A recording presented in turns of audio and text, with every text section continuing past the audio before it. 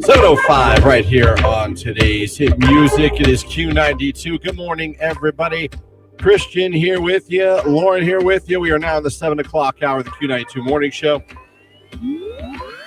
Glad to be with you. Thank you for having us on. Thank you for making us part of your day, whether you're on the radio, whether you're listening from our website, Q92radio.com, or whether you are watching now as you're getting the alerts that Q92 is live on Facebook, YouTube, and X. Q92 Radio on Facebook and YouTube, at Q92 on X. Good morning. Thank you. Any way you were checking us out, we appreciate it. Our phone number is 330-450-9292, and our text line is 330-269-9292.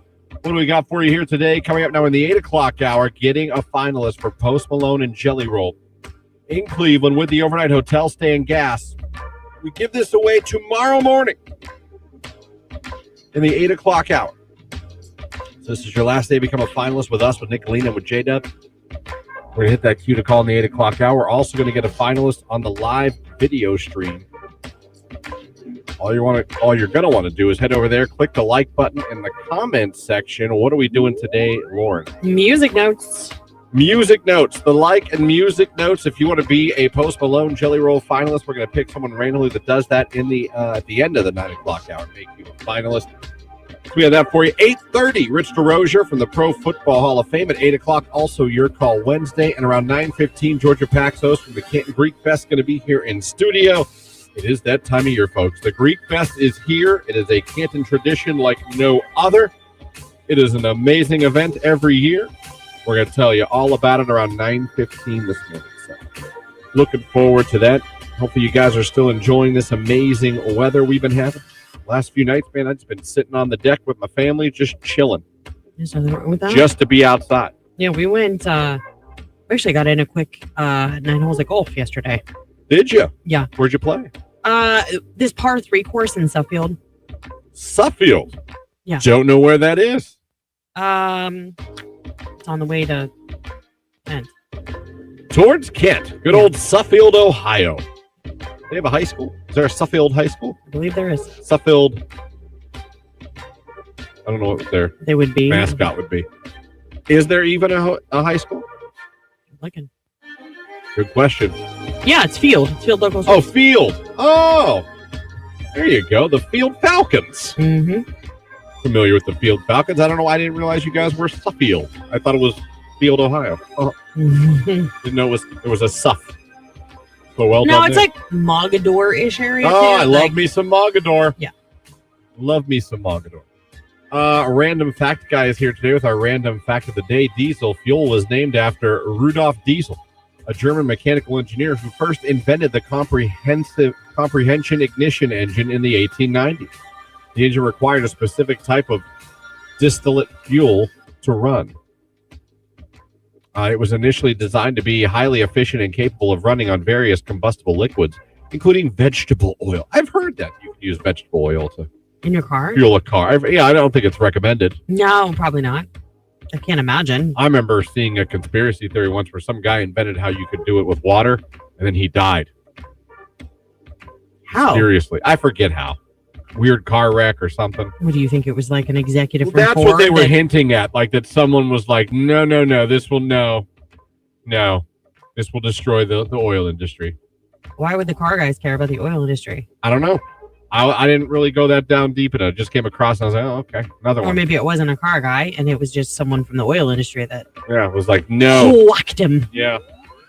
Olin Oil was like, nope. Why is his name Olin Oil? It went together. Oh, oil. okay. I'm like, okay. Gary Gass. A long time. Yeah, Gary Gass was pissed.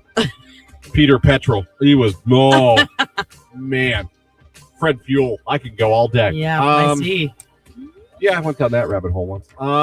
There's a TikTok channel of a guy who makes steel with plastic and waste and made his whole processing plant and uses solar panels to power everything. How does he make steel with plastic? I don't know. Plastic is plastic. You are asking the wrong person. And my brain melts there for a second. Steel with plastic. You know, these people that live in our neighborhood, they have an in-ground pool and they have several kids coming and going, like high schoolers, college-age kids, whatever. Mm-hmm. They put solar panels on the roof of their house. I want to ask her so bad and be like, so did that really help? I don't know. I'm very curious to see like how much it actually has saved them on, especially with running like a pool heater. You see what I'm saying? And all those kids in the house. It might be awesome. I don't know. Does anybody listening have solar panels? Don't they still give you like some kind of tax break or something if you put up solar? Wasn't there like something where you got something? Yeah. A pack of Uno cards or you got something. That's the guy that came to our house. Remember that? I remember that. I remember that. You and your husband had to deal with it. Oh, my husband was not happy that I was like, come back, and then he stalked him for like 3 days. Yeah, that. He's like, I feel like I can't even go outside. Like, why would you put me in this situation? Yeah. Why would you do that? I had to tell the wife that a couple weeks ago. She was trying to volunteer me to do things with neighbors by myself. Oh. And I wrote back and I replied, I go, no, thank you. Please don't ever put me in that position, ever. And she laughed. She's like, you really are. I was like, no. I was like, that's not me. It'll never be me. And please don't volunteer me for things without talking to me first. I don't think you'll ever change. Especially things that you know me as a person won't want to do. She was laughing at me yesterday. She was like, I saw you talk, because I was outside with Jim. Yeah. She's like, talking to the neighbors again. She's like, I know how much you love that. I'm like, I guess I don't not like talking to anyone. I just don't want to. I guess. You know what I mean? No, because I chit-chat with my neighbors. Someone understands me. If I see it, I had a perfect experience with my neighbor Rocco 2 days ago. He was out working on a boat. Let's go, Rocco. Was out with my kid. Yeah. Taking him. He wanted to ride his little bike, his little balance bike. Out there. Looked over. He looked at me and he waved. Going, hey, Rocco, how you doing? He goes, hey, Christian, how you doing? I go, I'm doing good. How about you? He said, I'm doing good. And he went back to working on the boat, and I went back to walking with my son. Perfect. Chef's kiss. Yeah, I agree with that. I acknowledge you. I respect you. I'm glad you're having a good day. Well, like, is that wrong? Is that wrong? No, like our neighbors probably think we're weird because I don't talk to them every time they're out. I don't want them to get to the point where they come outside and they're like, oh my gosh. You know what I mean? Like, right. I want them to feel like they can come out, enjoy their yard, and not have to, they don't owe me anything. Does that make sense? Yeah, because if we're talking about things you think about with neighbors, I can go down this rabbit hole for a second, even though it's already 7:12. Because our neighbors are the neighbors we talk to the most, and they're great.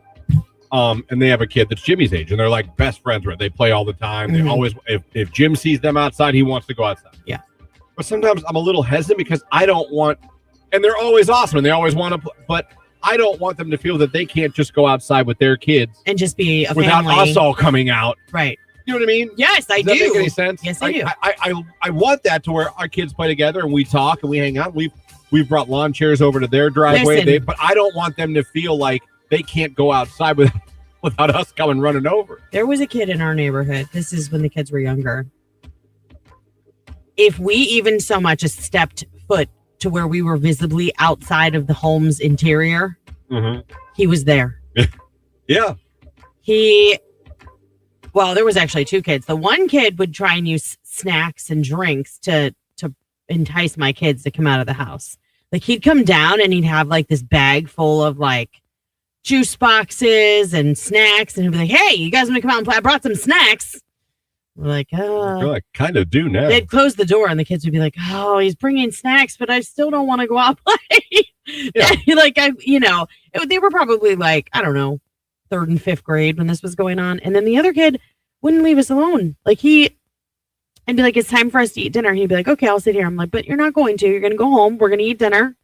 We're going to eat outside. It's nice out, blah, blah, blah. Yeah. He would sit on the property line and pretend like he had a sniper rifle. Yeah. Seems a bit, He was really into like war stuff. Do you see what I'm saying? I get it. But yes, essentially he was assassinating us. Okay. While we were I feel like that's dinner. concerning. He's already practicing. Knows what to do. Knows what window's which. No. You think he's fine? He was like pretending like that we were at war and that we were because you'd be like, you could hear him over there, like you talking into his jacket and stuff, and you'd be like, they're on the move. Like it was so annoying. It was funny and cute the first couple times. Now I wonder. And then it was like, where are your parents? Yeah. Yeah. It's a neighbor, and our neighbors are great. I have a neighbor, older lady. Kathy, hope so. She'll bring a sucker out to Jimmy. Oh, that's Jimmy's nice. outside. Oh, they're great neighbors. I'm just sometimes I want to just go outside of my house and just be. Yeah. That makes any sense. And maybe that makes me an a-hole. No, I don't think so. You know what I mean? I just want to be with my son. I just want to walk with my son, talk to my son. Well, yeah, sometimes you just want to spend time with your family. You don't the same want thing with my neighbors. I don't want them to feel like they can't come out as a family and just play as a family without the Bigglesworths just coming out. Hey! You know what I mean? Mm-hmm. I don't know. You know what? Let's take a break. It's 7:15. We still have a song to play. It's Pink Pantheress and Zara Larson. It's Stateside's Q92.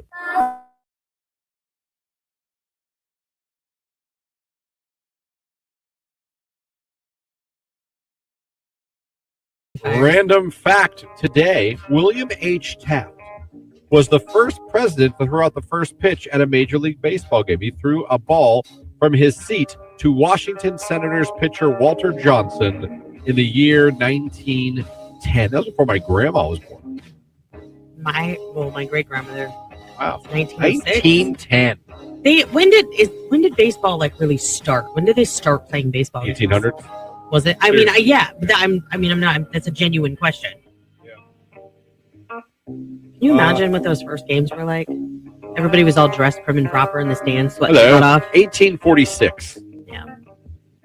Think about that. Mm-hmm. That's insane. Is that why it's called America's pastime? Because it's like, I don't know where that name came from, but I'm still sitting here going, wow.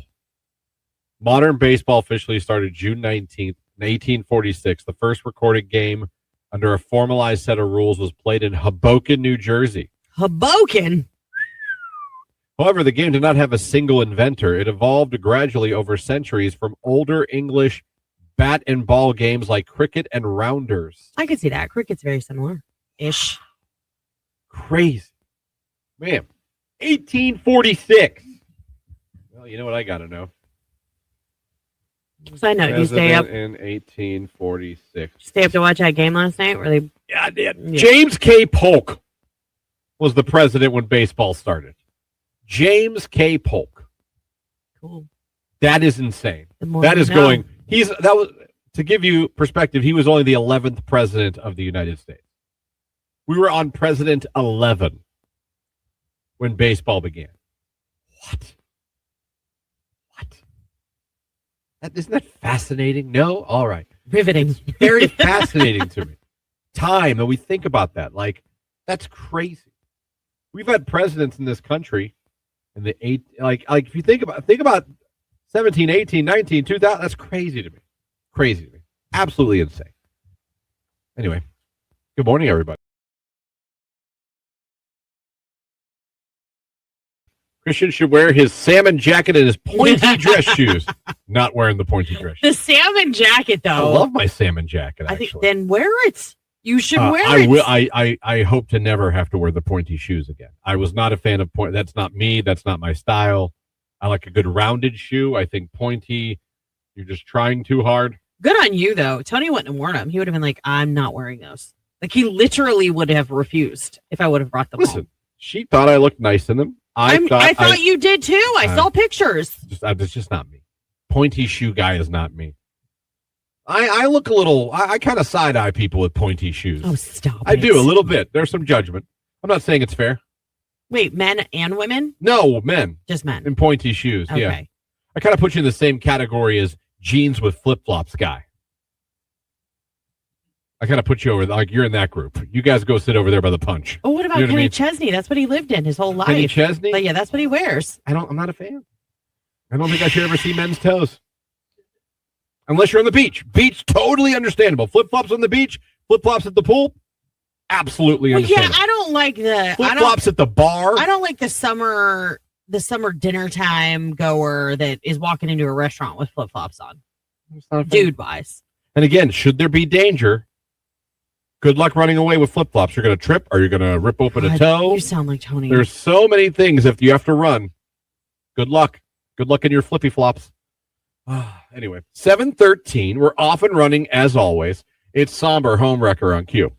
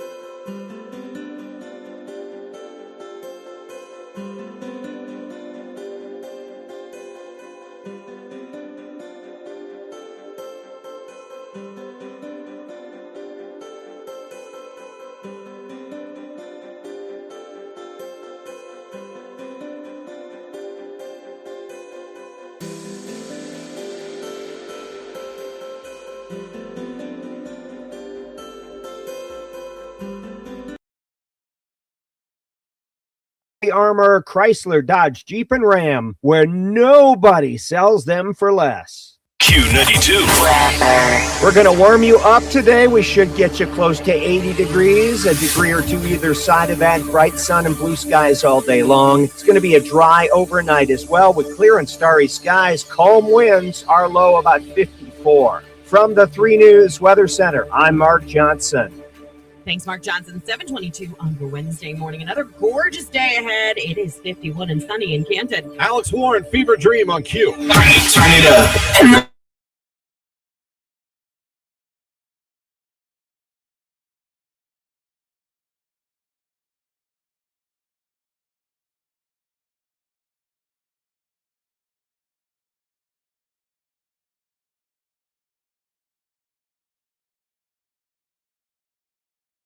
When they do. So that's, can you imagine you served with him? You know what I mean? Like, I know him. Yeah, like, dude, that was the guy. What? Right. We used to have dinner together. Yeah. We were on the, there's that. He's a country star now. Yeah, awesome. Like really, really big. Really. I mean, who else besides that? Elvis? Yeah. Oh, definitely. Who else served in the military? Shaggy. Wasn't Shaggy in Desert Storm? That's new to me. I don't know. Man, let's find out if I'm stupid. I'm pretty sure. I mean, I'm impressed if you're correct. I'm pretty sure not only was Shaggy in the military, but I thought he was in Desert Storm. Google AI says, yes, the musician Shaggy served the United States Marine Corps from 1988 to 1992. Very nice. He was a field artillery cannon crewman. Interesting. And served with the 5th Battalion, 10th Marine Regiment. And he was in the Persian Gulf War. Wow, learn something new every day. Yeah. Which then begs, was it Shaggy that had people come to his house and like they like raided his house or something like that, and like literally they didn't find anything, and then he wrote the song about the cops raiding his house? Oh, that was Afro Man. Yeah, that was that. Yeah, it was definitely Afro. We went. I'm like, how did we go from here to there if that was him? Yeah, he actually was in Desert Storm, Operation Desert Shield, and Desert Storm. And then after that, he came up with Boombastic and Angel, and It Wasn't Me. Huh? Yeah. All right, Elvis, Shaggy, and Zach Bryan. I'm sure there's a lot more. If there's any more that like was in military. I mean, he was in the war. Good morning, random fact guy checking in. Winnie the Pooh is Canadian, sort of. The bear was named Winnie after Winnipeg, Manitoba, Canada. Oh. My uncle served with Elvis. There's a picture. What? That's awesome. Send that picture in right now. Text that picture into the station. That is awesome. I'm sorry. No, you're fine. George Strait served in the U.S. Army. Okay, George Strait served. Johnny Cash. Johnny Cash was in the military. Yes, he was. Willie Nelson. Wouldn't have guessed Willie Nelson. He was in the U.S. Air Force. Think he remembers? Probably not. Craig Morgan. So high. Craig Morgan. Okay. Jimi Hendrix.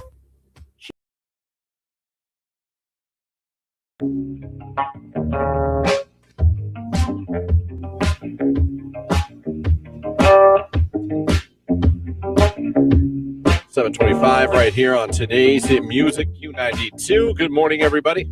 Text message. We're talking about the solar panels. Someone said they give you a tax break if you hook into the power power the grid and your house.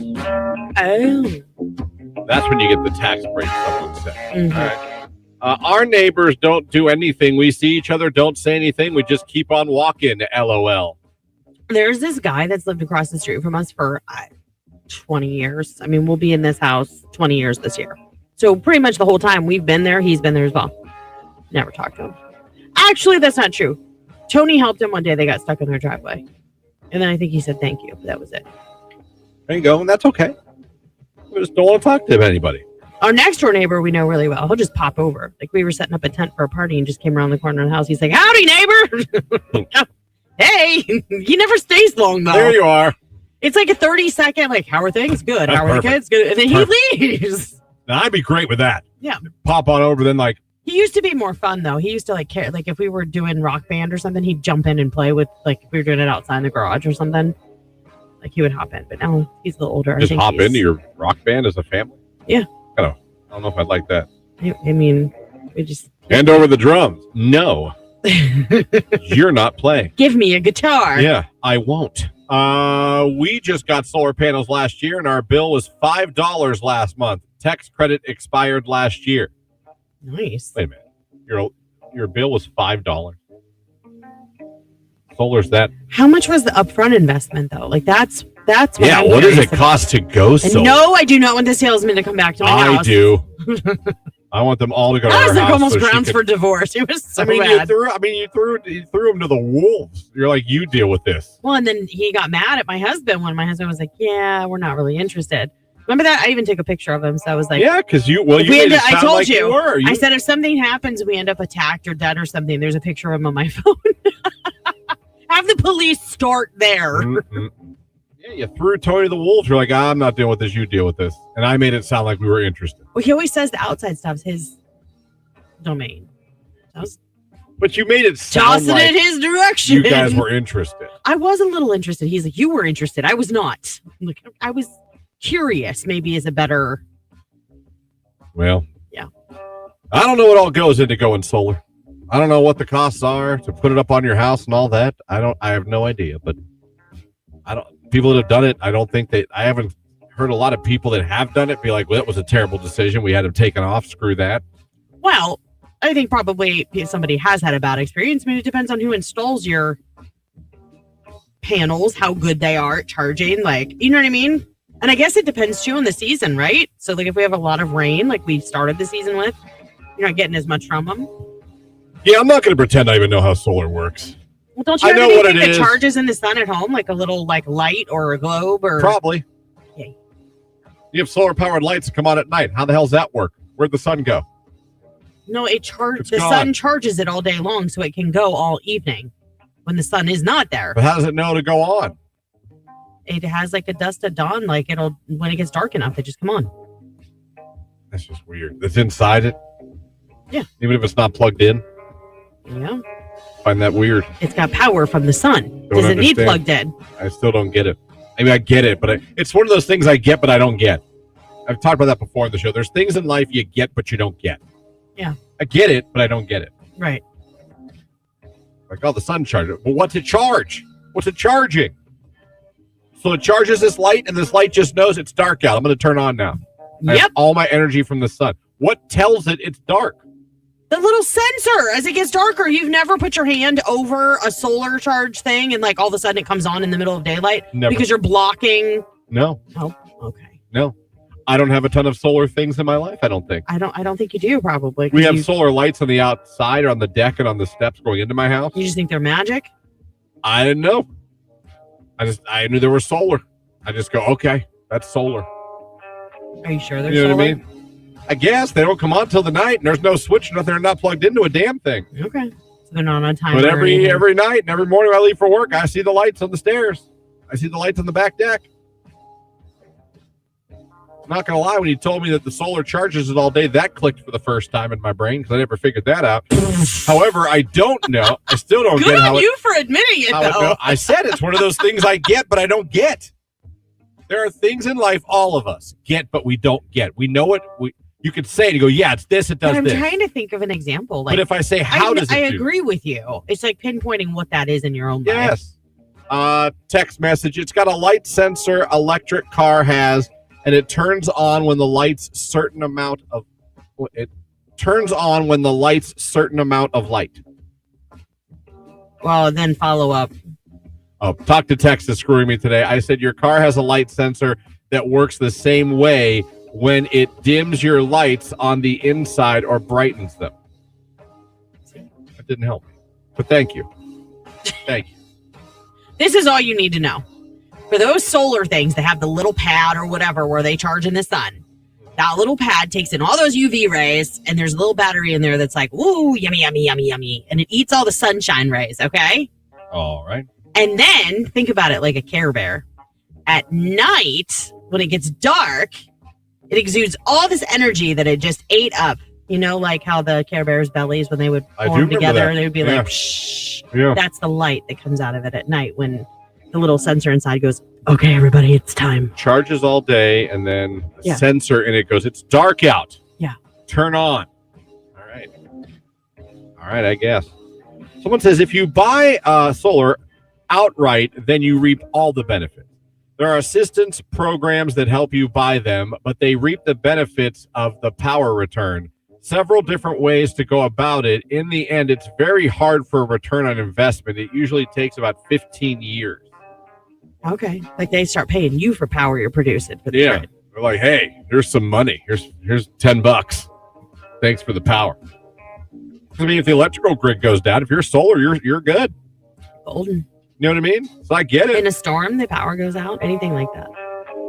7:32. We've been late all morning. That's going to continue. Yeah. But good talk on solar.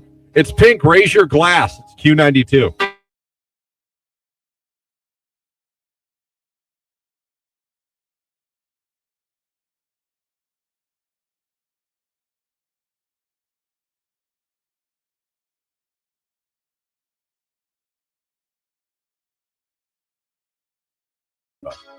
Let me see here.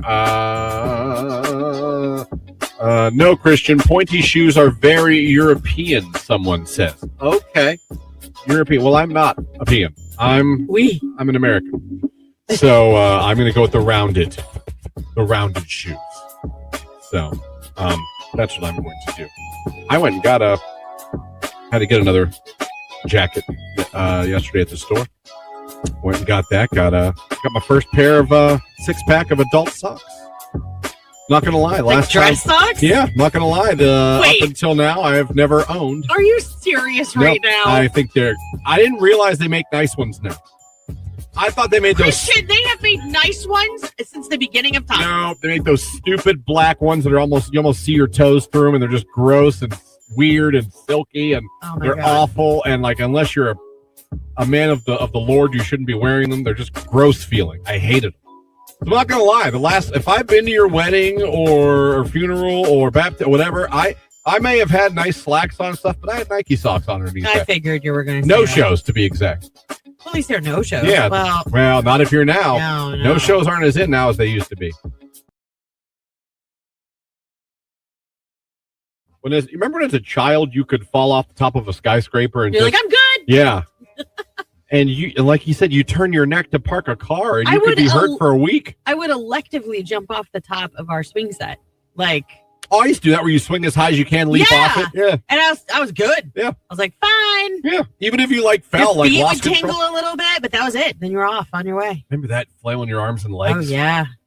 That was good. That was fun to do. Are kids even allowed to do that anymore? Yeah, so we did it. Should be. So as a family, like where we go camping every year, they have like the old school, like the black seat with the chain handles, like every school playground. That's the one you want. And it's metal, like everything's made out of metal. Yeah. So they have those, and they had 4 in a row. So we had a contest last summer, like me and Tony and the kids, and we tried to swing as high as we could and jump off. Did you ever go all the way? It's not for the faint of heart in your mid-40s. You ever do the loop? Go all the way over? No, get out of here. What? No one ever really did that. Absolutely. Christian. I didn't. Michael Alshire. It's all science. I don't even know if that's your middle name. What did you say my middle name was? Michael. No, Aloysius. It is Michael. Is it really? Yeah. Okay. Yeah. Yes, it is. Nobody really did that. Did you do that? No, I didn't. But I would do the thing where I would get the swing as high as I could and leap off. Oh no! As soon as just fly through the air, leg of the swing set started lifting and thumping, I was like, "Uh-oh!" and hit abort. There's no way that no one has ever. And Bigglesworth on Q92. The Cleveland Guardians beat the New York Yankees last night by a score of 9-4. The Guardians are now 35-27 on the season. 2.5 games up on the White Sox in the AL Central. The Yankees and Guardians will go at it again tonight, 7:05 p.m. Gavin Williams will be on the mound for the Guardians. The Akron Rubber Ducks lost to Chesapeake last night by a score of 15-12. The Guardians fall to 28-24 on the season. They'll play Chesapeake again tonight. 6:35 p.m. is first pitch. Stanley Cup Finals last night. Las Vegas beat the Hurricanes by a score of 5-4. Vegas is up 1-0 in the Stanley Cup Finals. Game 2 is tomorrow night at 8 o'clock on ABC. Tonight, the NBA Finals get underway. 8:30 is tip-off. Game 1 between the Knicks and the Spurs. You can watch that game at 8:30 on ABC. That's a quick look at sports right here on today's hit music, Q92.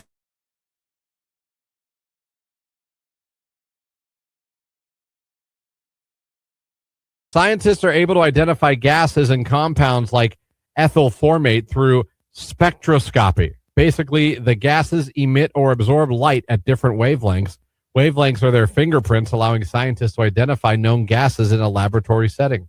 Also, Twister starring Helen Hunt was the first major movie released on DVD in the U.S. I like Twister. Never saw the second one, the remake. I liked the original a lot. Is that corny? I thought, with Bill Paxton. My nephews and Helen Hunt. My nephews were obsessed with that movie. Dude, that movie was awesome. We'd come home and that's good. On repeat. They would watch Twister over and over. I don't go that far, but I don't turn it off. If I come upon it, and when I watched it, I was like, "This is intense." Because I've always kind of had this I have this love with things I'm afraid of, like airplanes. Won't get in them, but I love them. Tornadoes the same way. I think tornadoes are so fascinating, but obviously don't want to be in one. Well, naturally. But, I find them so fascinating how they work. But okay. Wow, Helen Hunt. Do you remember? Probably not. Do you remember the first DVD you ever purchased? Because I actually remember mine. No, I don't. It was probably from Blockbuster, though, the previously viewed section. Fair. First DVD I ever bought because our computer had a DVD player. We didn't have a DVD player yet. But you could watch it on the computer that we had, and I was doing a report on it, I think in college. Saving Private Ryan. Okay, we had that one. Sat there, didn't see it in the theaters. I don't know that it was our first, but. Did not see it in the theaters. Watched it on our family computer in our computer room, and I was just in awe for 2.5 hours at this movie. And it is absolutely one of my favorites of all time. I think it is masterful, that movie. And I have nothing to base that on because I'm not a movie critic. But, man, the new one's pretty darn good. I'm talking about Twister. The first 5 minutes of the first one traumatized me when I was a little one for life. I still have nightmares a tornado will come at night. Yeah, no, the original Twister, there was some. I know. Woo! I will say Twisters was way better than I thought it was going to be. I enjoyed it, but it also had Glen Powell in it.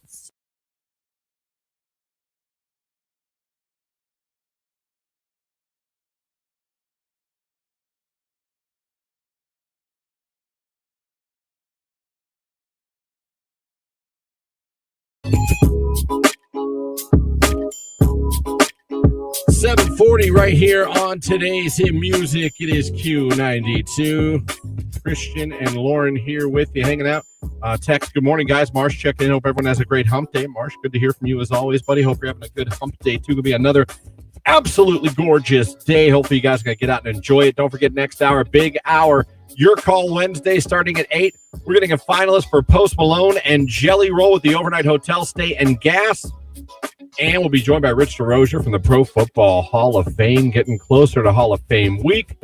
We got a Hall of Famer in town this week for the residency program. And at 9:15, Georgia Paxos, our good friend, here to talk about the Canton Greek Fest. That's coming up as well. So all of that here for you. Glad you guys are with us. I forgot to mention this. Saw a really cool thing on my back deck. Was it Monday night? Yeah. Went outside with my son, and we have the Flight Tracker app, and it tells us when C-130s from the air base in Youngstown are going to fly over. Mm-hmm. And Jim loves to see them. So if I see him coming our way, we're very much in the flight path of the C-130s. So we go outside, we see if we can see him. When he gets really excited when they fly over, we wave at him. things like that. The kid loves planes. It's fantastic. I love it. We're not getting in one, but okay. So I hear an airplane. Mm-hmm. I hear, and I'm one of the, just a, propeller, the very generic, the guy that has the airplane, not a jet, not a jetliner, just one of those. Mm-hmm. That's a good plane, by the way. Good plane impression. I go outside and we look, and I hear the engines going, and I'm like, oh, like it's something, not the normal, just cruising. I go outside. This dude, I don't know where you were from, bro. I don't know if you were from the Youngstown airport. You took off from the Salem little airport. He was doing loop-de-loops. He was doing the twist around stall and then fall back down and then I was watching an air show for the guy was doing it for about 5 minutes before he finally flew off. That's awesome. He was doing loops. He was just pushing the engine, and like I said, he did the stall thing. Do you have to tell the airport? I thought about that. I'd be like, you have to be like, hey guys, just so you know, I'm going to do some stunting. And I'm like, I'm not really going into a nosedive. Do we have a local pilot that does do air show or does competitions or something? And then he was practicing. I know somebody that just got their pilot's license. This guy I felt like I was watching an air show. Yeah, no, I don't think I could do that. I watched him do the straight up, and then nope, turn over and do the spiral, and then he just was doing big circle, and he'd go and do the big loop and go upside down. And it was awesome to watch. I was like, oh my God. I was like, guys, this is like an air show. No one else was quite as excited as me. But I was really like, Jamie, come look at this. Oh, I did it last night. I was like, everybody, warplane. We had one of those big, huge, you know which ones I'm talking about? The ones they used to send in, I don't know. They've got that low rumble, that, you know what I'm talking about? What is it? One more time. That kind of sounded like a cat because okay. I was starting to laugh. Yeah. But anyhow, you know what I'm talking about? They've got that low, grumble rumble. That's how I describe it. Okay.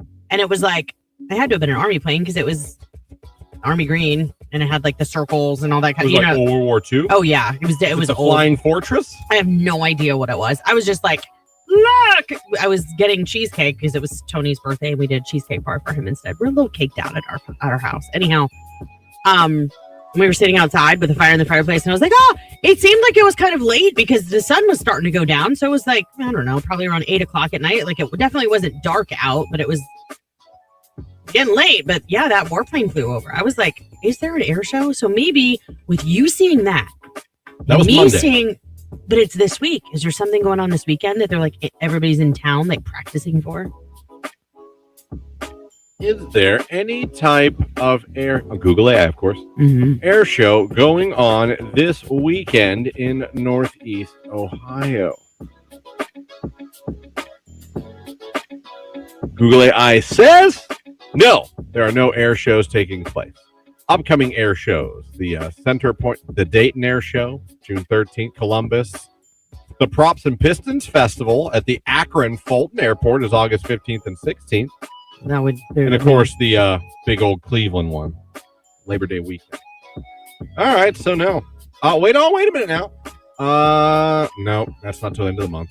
If you want an up-close look at historic aircraft, Flying Legends Victory Tour will be stopping at the Akron Canton Airport June 23rd through the 28th. You can tour and book flights on rare WW2 aircrafts, including the B-17, the Flying Fortress, and the B-25 Mitchell. That's early. I bet you that's what it was. Though. No, I mean, I think it's there all the time. They're just giving the rides. You can do the ride. You see what I'm saying? Do you want to ride an airplane that was built in the 40s? Not particularly. But there's something to be said. Things were built different back then. Better. People get on rides at fairs that are there for a week, and then they pack them all up in luggage. Now those I don't trust. Right. When you're the Ferris wheel, I'd rather ride in a World War II plane than ride on one of those rides. I agree. Oh, you put this up and take it down twice a week in different areas? Right, cool. I'm supposed to think that you screwed every screw tight every time. I mean, just being a human, you can. Right.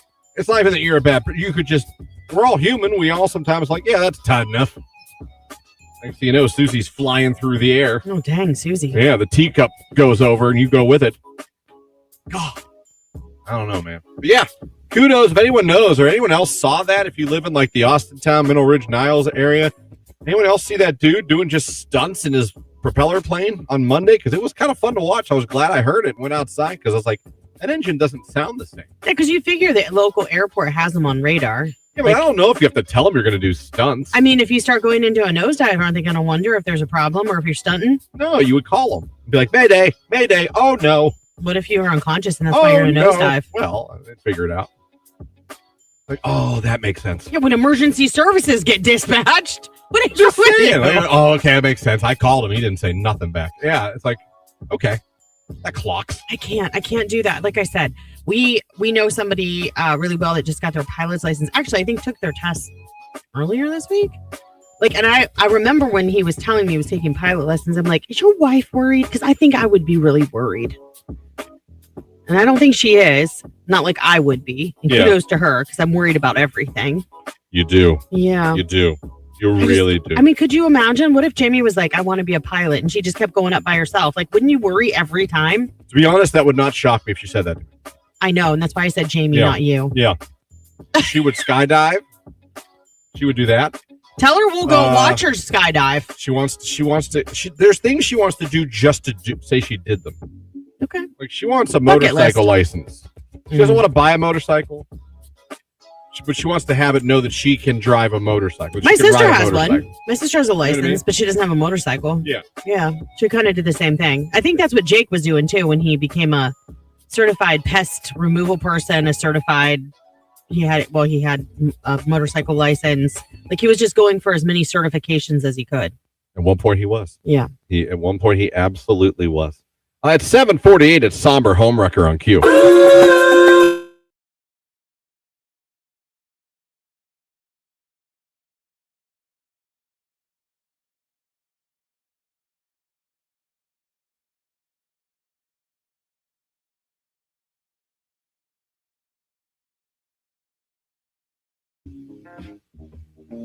Sometimes we take some of these TikTok people a little too seriously.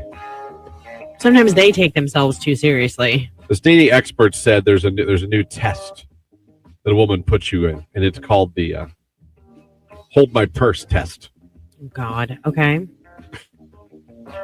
He said most men don't realize that this is a test when a woman does this. I don't even believe this. I really don't even believe this. He said by holding a woman's purse, she'll lose attraction for him. He said men who should say this, men should say this when a woman asks him to hold her purse. No, I'm not a purse holder. You can put it on the table over there. He said this shows that the guy isn't looking for her approval and that the guy won't accept her emasculating him. Emasculating? Does it just hold my purse? Now Yeah. listen, it's like, yeah, but do I really care? I mean, no, I've I don't had really Tony care. do it, like, especially if I have to go into the restroom and pee and, like, I can't put it across, like, if it's not a crossbody. Yeah. I'll be like, hold this for 2 seconds just because I don't want to look at it in the Really? bathroom with me. And I don't think it was ever a test of No. Tony's love and devotion. No. I think it was- Actually, it would have backfired sorely if you would have given me a hard time about it. What? Then it would have been a test of love and devotion, but on my end. If he just said, no, I'm not Right. holding your purse. We're like, what? I'm not a Yeah, purse. you are. So, gentlemen, you tell those women, I am not a purse holder. If you do that, she'll know you're not you're an alpha I mean, man. he didn't hold it like a woman. He just held it. You know what I mean? Yeah. Like, Yeah. or sat it on like a bench if there was something right next to him to watch it. Listen, I've bought Jamie women things before. I've never even thought, I don't care. Ooh, Tony he struggled with that a long time ago. Now I don't think he'd care as much. I think what got him over that was when I had kids. So I was like, I am not going to the store, so you're gonna have to go She's get that. not on the regular asked me to do that, but there's times maybe she's was at home and couldn't like, I need leave them. and and something where she couldn't leave herself and asked me to, even said like, I hate to ask you, but like, yeah, that's fine. But apparently, guys, it's all been a test all this time. When they say hold my purse, they want to see if you're a man or not. If you're an alpha, a beta would hold that purse. That makes me a beta, apparently. I'm a purse holder. Question for Christian. What's your... What? Oh, Jesus Christ. Good morning, Christian and Lauren. I don't have the text line open, so I don't know what that... Little Big Norm checking in. A real man would hold a purse, go to the store, get his woman her feminine products. It shouldn't bother a man to do those things. Hold a purse? Listen, I didn't know it was a test. I passed that test before. It never got me anywhere. That's what I was going to say. I mean, it's a dumb test. It's a dumb You don't think? Was there any real tests that you gave Tony? I don't think so. Like, I'm going to see let's see how he reacts to this. I need to know what he'll do in this situation. I don't think girls really do that. I don't think so. normal girls really do tests per se. No, unless they're really things might petty. happen in life and they figure things out. I mean, sometimes I'll do things just to see what his reaction's going to be. Like, I'll say something very outlandish that we should do or whatever. Like, knowing full and well, like waiting for it. You know what I mean? How he's going to respond. But you've never done but like a test. Prove your love test or loyalty test or nothing like. Yeah, I don't think that stuff happens in real life.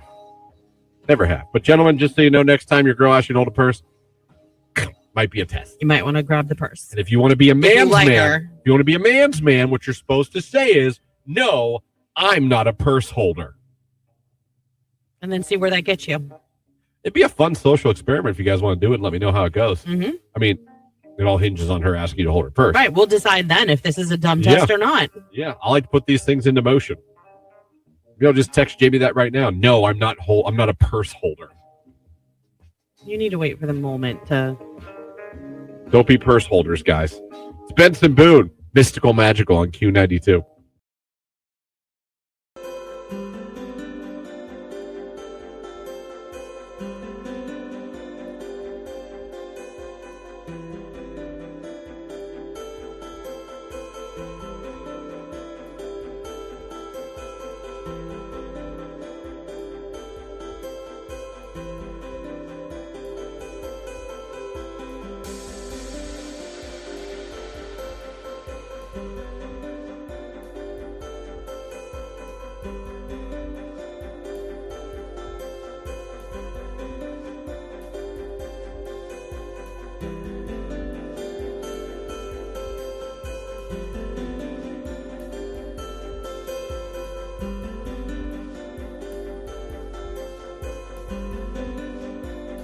Community Hospital, a proud part of the Altman Health System, here for you. Q92. All right, keeping that dry weather pattern going for another day or so. Sunny skies for your Wednesday. A high today near 80 degrees. Light winds out of the northwest. Tonight, clear and starry, not quite as chilly. Our low 54. From the 3 News Weather Center, I'm Mark Johnson.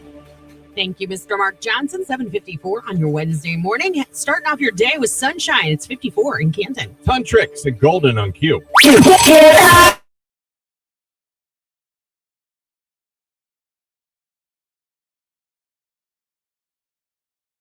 15 houses by the end of this year. It's May. Sometimes I think they throw them up too quick. And they're not built quality. Yeah. They're just built. Right. It's not about how fast, it's about how well. You might even call that a hot take. Yeah. But I don't know much about home building in 2026. So I mean, I remember. I don't discredit what you're saying with no knowledge. When my parents built their house, it took like 11 months. It was almost a full year of going over like a lot. Oh, look, all those studs are up. You know what I mean? Like, it was like stupid. Oh, they poured the basement. You know what I mean? Like, just now stupid it's like the stuff. house is here. Yeah, think about all the construction workers that peed in your basement, though. Could be. No, I'm serious. They do that. Yeah, I got to pee somewhere. I know that. I'm just saying, like, think about all the construction worker pee underneath the floor of your basement. Just trying to figure out 15 houses. Then I'm like, hey, they're putting all these up. Is there a chance they could fix the water issue in our backyard? Because they're going to have to do everything accordingly. They are not going to do that for you. Not on purpose even. Actually, they can make it worse. They could shift the water table more. Oh, Christ. I don't even want to think about that. I know. I can't stand that there's a part of my yard I can't usually mow until June.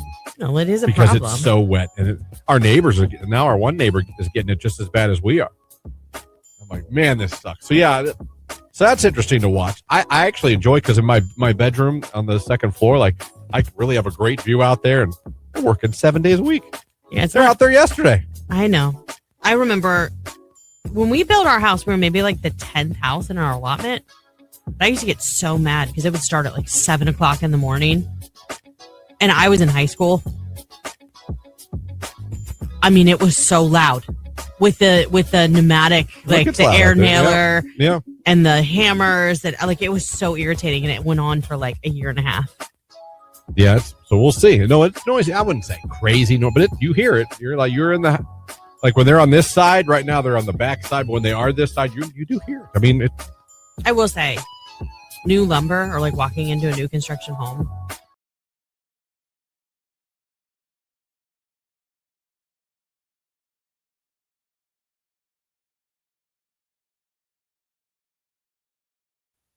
I saw today is National Picnic Day, and it reminded me. And I'm being serious. I've never been on a picnic in my life. Never ever. Not with family, as a kid, not any or a date. Not You ever. never went to like Six Flags or Geauga Lake for like a company picnic and like ate out at the picnic tables or in the I shelter. don't count that as a picnic. But did you take your food? We brought food. I used to get. That's a picnic, Christian. No, a picnic is when you go by not a bunch. You of do not have to have a basket and a Yes, blanket. you do. For a real picnic, No, we used to have park picnics all the time when Tony and I were dating. just went and hung We'd out. go to KFC, we'd get some chicken, and we would just meet at the park and have lunch together, like at a picnic table. It's literally in the name. That's It's not a a picnic. picnic table. That's not a picnic. Oh my gosh. Going with your entire steel mill of people is not a picnic. Steel mill. Well, that's my dad worked at RMI and Niles. Okay, my husband worked for Saturn, but it wasn't a steel mill. We would go to, it was a titanium. He would have there was a Geauga Lake Day for all the RMI employees. And we go there. Yeah, we on the picnic tables. I'd be pissed the whole time because we couldn't get the real hot, nice food. We were chewing on cold ass chicken legs. And I Your love parents chicken. did the best they could to raise you. Oh, don't you do that to me. Mm-hmm. They could have. You little You ingrate. knew it was coming. You Save were up. an ungrateful Your child. son wanted a hamburger.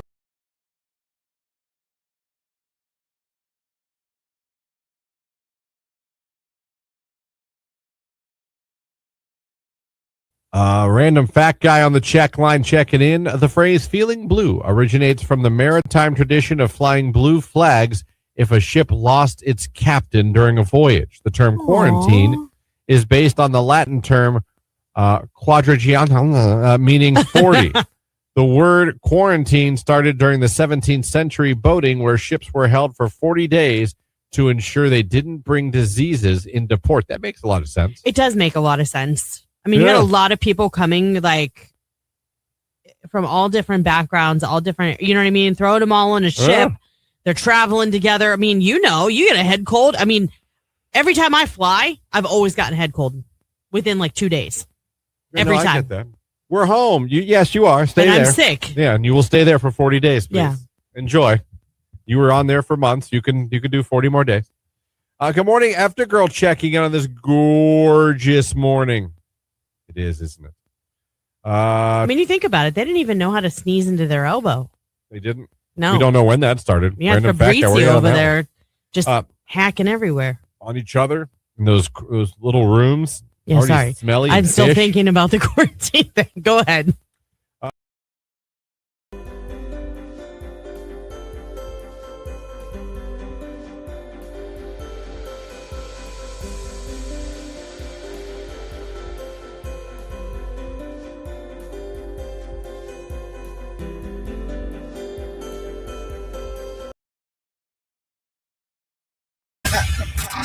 WDJQ Canton, Massillon, New Philly. Broadcasting live and worldwide at Q92radio.com with a Jordan Miller news update. 3 people are in critical condition following a crash in Columbiana County early this morning. The Ohio State Highway Patrol says the crash happened around 1 a.m. at the intersection of State Route 45 and Tea Garden Road in Salem Township. 2 victims were flown by helicopter to the hospital, while a third was transported by ambulance. The crash remains under investigation. A former Ohio MMA fighter is being credited with helping stop a mid-air emergency aboard a Frontier Airlines flight. Mansfield native Josh Longgood restrained a passenger who allegedly assaulted a flight attendant and tried to open an emergency exit door.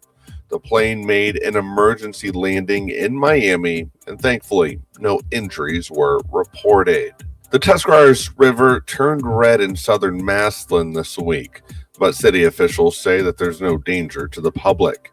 A food-grade, non-toxic red dye released into the wastewater system by a local business changed the river's color downstream.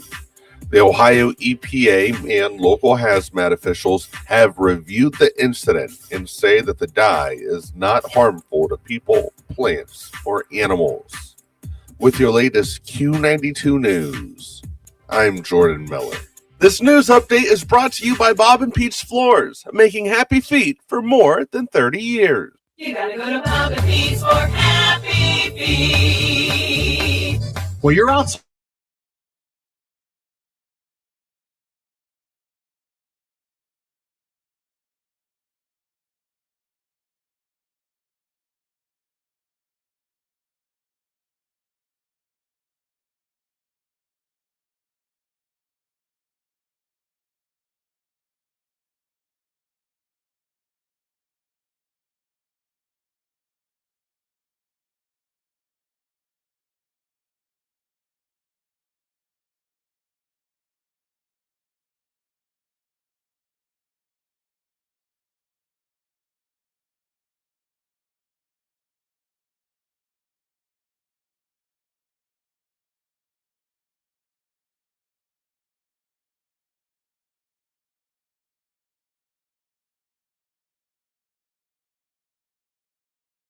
A great Tuesday.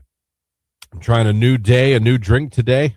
Oh, I'm going with C. You know, I'm all about my brain these days. You know, as you get older, you got to maintain the brain a little bit, or you'll get insane in the membrane. I was just gonna say that. Shout out. Who knows it? Who knows the song? So I'm going with C4. New one Jamie got me. Smart Energy. It says here, Lauren, it will ignite my brilliance. Oh, I cannot wait to witness this. We have a front row seat, Have Jake. you ever heard of a drink that will ignite your brilliance? I have not. Well, I mean, it's on that the is can. the marketing mumbo jumbo if I ever heard it. It's sparkling tropical passion fruit with natural energy. Zero sugar. I hope this is zero sugar. Well, what? Jamie, Yeah. if it's not, She's what are trying you to doing? kill I got you. diabetes. What are you doing over here? Oh my God, I don't know if this is. Wait, zero. Okay, zero sugar. Okay. Listen to what this does. Okay, it says brilliance is just a sip away. And I already took one. Who knew? So I'm probably smarter than everyone listening right now. Your mind needs fuel too. That's where cognizant comes in. Oh my gosh. A clinically tested ingredient that supports productivity. The key to your next big moment is in your hands, literally. Get it? Because you're holding it to take a drink. Clinically studied to elevate alertness. Natural energy. Zooming caffeine derived.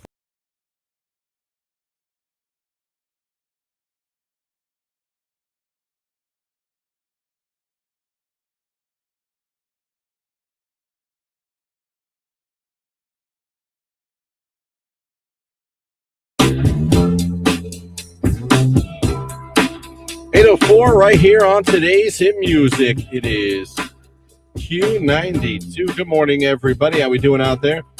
Christian and Lauren here with you on a Wednesday morning. Hopefully you guys are having a great start to your day. 330-450-9292 is a phone number. The text line, 330-269-9292. Busy hour here. We're hitting the Q to call for Post Malone and Jelly Roll coming up June 25th in Cleveland with the overnight hotel stay and gas. We get that away tomorrow, by the way. So if you're a finalist listening right now, be ready to go. Because this time tomorrow, we're calling one of you and making your day, giving you a really cool prize and a great experience up in Cleveland. So we have that for you. Also coming up, Rich DeRozier from the Pro Football Hall of Fame. We have that one for you. And your call Wednesday about to kick off right now. Looking through the text line to see what we got out there. So we're playing your request from the 90s, early 2K, whatever it is you want to hear. You text in or call in, and we will try to get it on for you. Someone wants to throw it back to some R&B slow jams. Little SWV. I used to know what that stood for. Something women. Oh, Google AI. That stands for something. What did SWV stand for?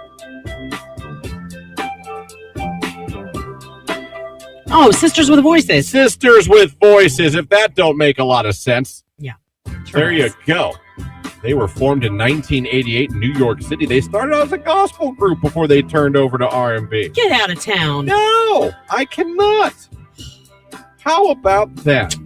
Went with the Lord. Yeah. And they just said, we're going to transition out of that. Can I tell you a little secret? About Sisters with Voices? No, about gospel churches. Oh. I kind of want to go to one. You can go to one. I think that they have so much fun praising the Lord. I'm serious. No, they're much more fun about it. Yes, that's what I'm saying. Like, don't you wonder why all of us like Methodists fall asleep in church? I mean, we need a little like clapping and dancing. They do too sometimes. I love it. Yeah. With the I'm like, their worship looks so much fun. It does. Well, you see some of those. Christian churches. You see the guys catching the Holy Spirit, running laps around the church. You see that? I mean, we don't. Yeah, I don't need to go there. I don't. Who was the priest that was slapping people with his jacket and giving them the Holy Spirit? He would take off his white. You're talking about Ernest Angley? I don't know. He would take off his white jacket. No, he had white hair. This guy had white. He would slap you with his jacket, and you'd get the Holy Spirit. And you'd pass out. It's fantastic television. What? Yes. Fantastic television. I can't remember. I don't know the guy's name. But I would always see this clip. He has a white suit on. He takes off his jacket and he starts swinging it around and slapping people with it. And they catch the Holy Spirit. I see guys talking in tongues running around. See all kinds of Benny stuff. Hinn. Is that who it was? Mm-hmm. Do you see the clip? During his miracle crusades, he became known for his signature gesture where he waved and then struck his suit jacket toward congregants. In his teaching, this act described as the way to transfer a spiritual anointing from his body straight from the heavens through him as a Conduit? vessel. Oh, he was a vessel. Yeah. That's better than a conduit. Which would often result in participants falling backward, a phenomenon known as, in some charismatic traditions, as being slain in the spirit. Tell you. See, there you go. That's fun. You ever get slapped with a suit jacket? I have never been slain in the spirit, I don't think. Found the Lord that way? Mm-mm. It's possible. I grew up. Church was my great grandfather was a pastor, preacher. Really? Yes. Okay. I was the granddaughter of a preacher man. Yeah, I'm sure you were. Well, back to SWV. Sisters with Voices. We're going to kick it off from the text line. Someone wants to hear Weak. Here it is at 8:09 on your Wednesday morning on Q92. Let's slow jam it up.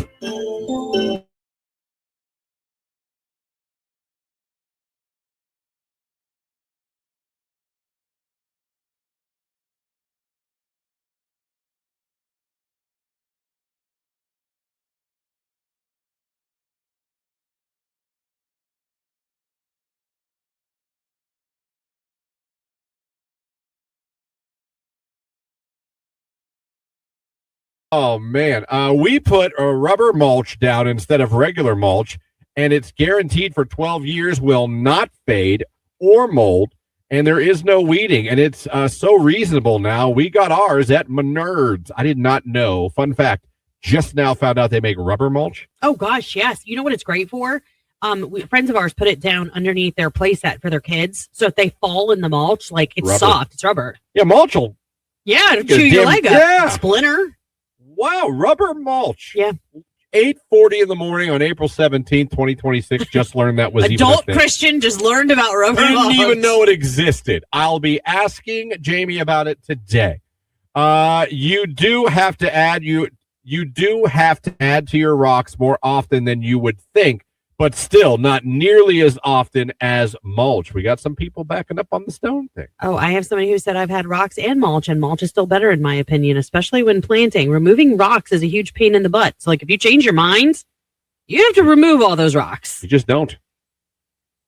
Change your mind. You say, you know what stone it is. Rubber mulch is very intriguing to me. Well, if you get does Jim have a play set in the backyard? No, I refuse to do that. Why? Because they're huge, they're big, they're expensive. The kid plays firm for maybe a year or two, and it's time. Now it's just in your backyard, taking up space. Something to mow around. We just got rid of our playset 2 years ago, and I can tell you every single summer my kids played tag and used That's why God made parks. The house at the top is like home base. Well, you want to go? We'll take any park you want. We got parks all over the place. They're beautiful, actually. Austin Towns Park, incredible. I'm sorry, Jimmy. I'm not doing it, Jim. And Jamie's with me. Your mom's with me on that one, so don't bring it to mom. She's with me on that one. So everyone I see, then like 2 years later, they're breaking it up, and it's like it takes. Did you guys have a playground growing up? I had an apartment. I know. I meant at the complex. Like, no. We had a picnic tables. Is this why you the way you are? This is a picnic. Because you didn't have one as a child. Jim's not going to have one either. No, he's not. He's not. You build it. It takes like 8 years to build. It's not that bad. Yeah, if you get a real one with the slide and the swings, it takes 8 years to build. I got one kid. What's he going to do? Play with it? Then he's going to get too old for it. And then mom and dad are going to have to tear it down one day and just put a huge pile. Oh, God.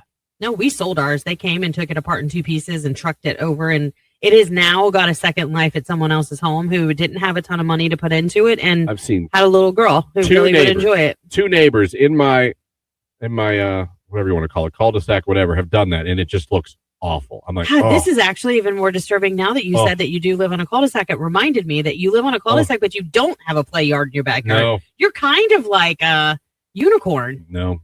You live in that type of an allotment. You don't have the play set. No. And a lot of the neighbors don't. I bet you they talk about you guys. I just watched the 2 neighbors tear them down last summer. I'm just trying to give you a complex. Oh, no, man. I'm already the coolest person there. Let me see. No play set in my yard either. Amen. Talk about not worth it. Play set in the backyard. You guys pro or anti? What are your thoughts? What do you want? River rock or mulch? All the work. Was it worth it? My son is turning 6 this fall. We're looking at getting one of those Ninja Warrior style play sets for the backyard he can grow into. There's a lot of neighborhood toys that come to the yard to play. Oh, boys, you probably think, that come to the yard to play. So we're hoping it gives them a base area to play in the neighborhood. Aside from the riding, scooters, and bikes, it feels great being the house that all kids in the neighborhood want to play at. 100%. That was our yard too. We had the trampoline. We had the play set. We had multiple Power Wheels. So if a kid didn't have a Power Wheel and they came over to our house, like we had extras for people to jump in, and like we just picked them up at garage sales and replaced the battery. I got 3. I got a red Corvette. I got a Monster Jam Gravedigger, and I have his F1, his Formula 1 he just got for his birthday. He's got 3. We had a John Deere tractor front loader. We had the motorcycle, Dodge Charger police car, Corvette convertible, and then as they are a little bit older, we had a Vespa and a dirt bike. And they all fun times. Yeah. Get rid of the beds and AstroTurf everything. AstroTurf. Tell you what, that rubber mulch, though, I'm going to think more about that. I'm going to look that up here. I love soft pretzel. I don't like Sheetz soft pretzel. No, Sam's Club's where it's at for me. I'll take Sam's Club over Sheetz. Sam's Club soft pretzels are like the creme de la creme. And they're cheap. That would be Auntie Anne's. No. That would be Auntie Anne's. No. I will take a Sam's Club pretzel over Auntie Anne's. Not only that, maybe it just tastes better because it's about $7 cheaper. Can't put a price on quality. You get what you pay for. Okay, well, I get a lot paying $1 at Sam's Club. I don't think they're bad, but you can't tell me it's better than an Auntie Anne's pretzel. I really like them. More than Auntie. Kind of. Last I checked, I don't have to be a member to have a pretzel at Auntie Anne's Country Club of Pretzels. Okay, but my pretzel's $1. No, it's not actually. It's like $51 if you think about your membership. You know how much other stuff I'm getting for that, though? I just wish they'd leave me alone at Sam's Club. Damn cell phone people and the cable people. They'll damn near tackle you. I think it should be outlawed. Like, shame on you, Target. Like, you've started welcoming this into your stores. Oh, did they? Oh. Like, we won't even go towards the back of the store, especially on the weekends, because we don't want to be bothered. Yeah, I don't. Like, I've never. I'm trying to shop. I'm trying to get something done. I'm looking for something. I'm on a mission. I did not come here to talk to you about my cell phone bill or make a service switch. Yeah. Listen, I've always hated that. I've always hated the people at the mall. Do you want to smell beautiful? No. Let me see your hair. No. Do you want better skin? I don't. No, I'm fine with all my acne. Thank you. I'm fine, thank you. I like popping them. I always had. Why do you got to go there? I really did enjoy popping pimples in my teenage years. I thought it was fun. There's a lot of people that feel that way. I thought it was fun.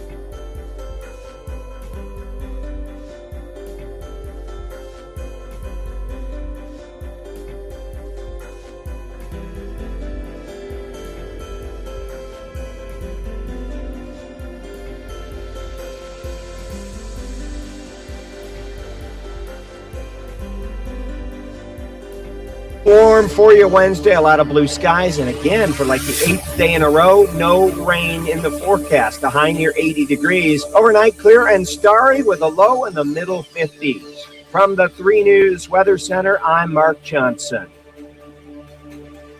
Thank you, Mark Johnson. It is 8:17 on your Wednesday morning. It is gorgeous. It is sunny. It is 56 in Canton. Your call Wednesday text message. Good morning from Kesha King. You won't play Carly Rae Jepsen. You just won't. Oh, won't I? We'll see. He knew what he was doing. It's Q92.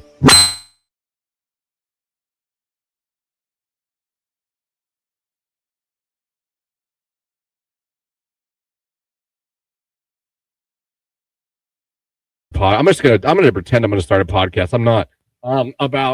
About like Stark County. Like, I wonder what's the story behind that. So you're going to contact people and tell them a lie that you're going to start a podcast. Yeah, I want to do it, but I don't want to do it. And then I know that makes sense to a lot of people. Why can't you just say, "Hey, I'm curious. Tell me the story behind that." You ever want to do something, but you don't want to actually do it? Yeah, but why do we even have to lie about it? Just don't even bring it up. Just be like, "Why do you have a yo? I don't know. How'd you get a jet in your yard? What's the story? Yeah, tell me the story of that. You know what I mean? Mm-hmm. What's your story, Christian Biggles? You have a jet in your driveway. What's your story there? Tell me the story of the jet. You should do that here in Ohio. What's that? You should do that here in Ohio. I don't want to travel. I don't want to drive. I got to put too many miles in my car as it is. We could always do StreamYards. Yeah.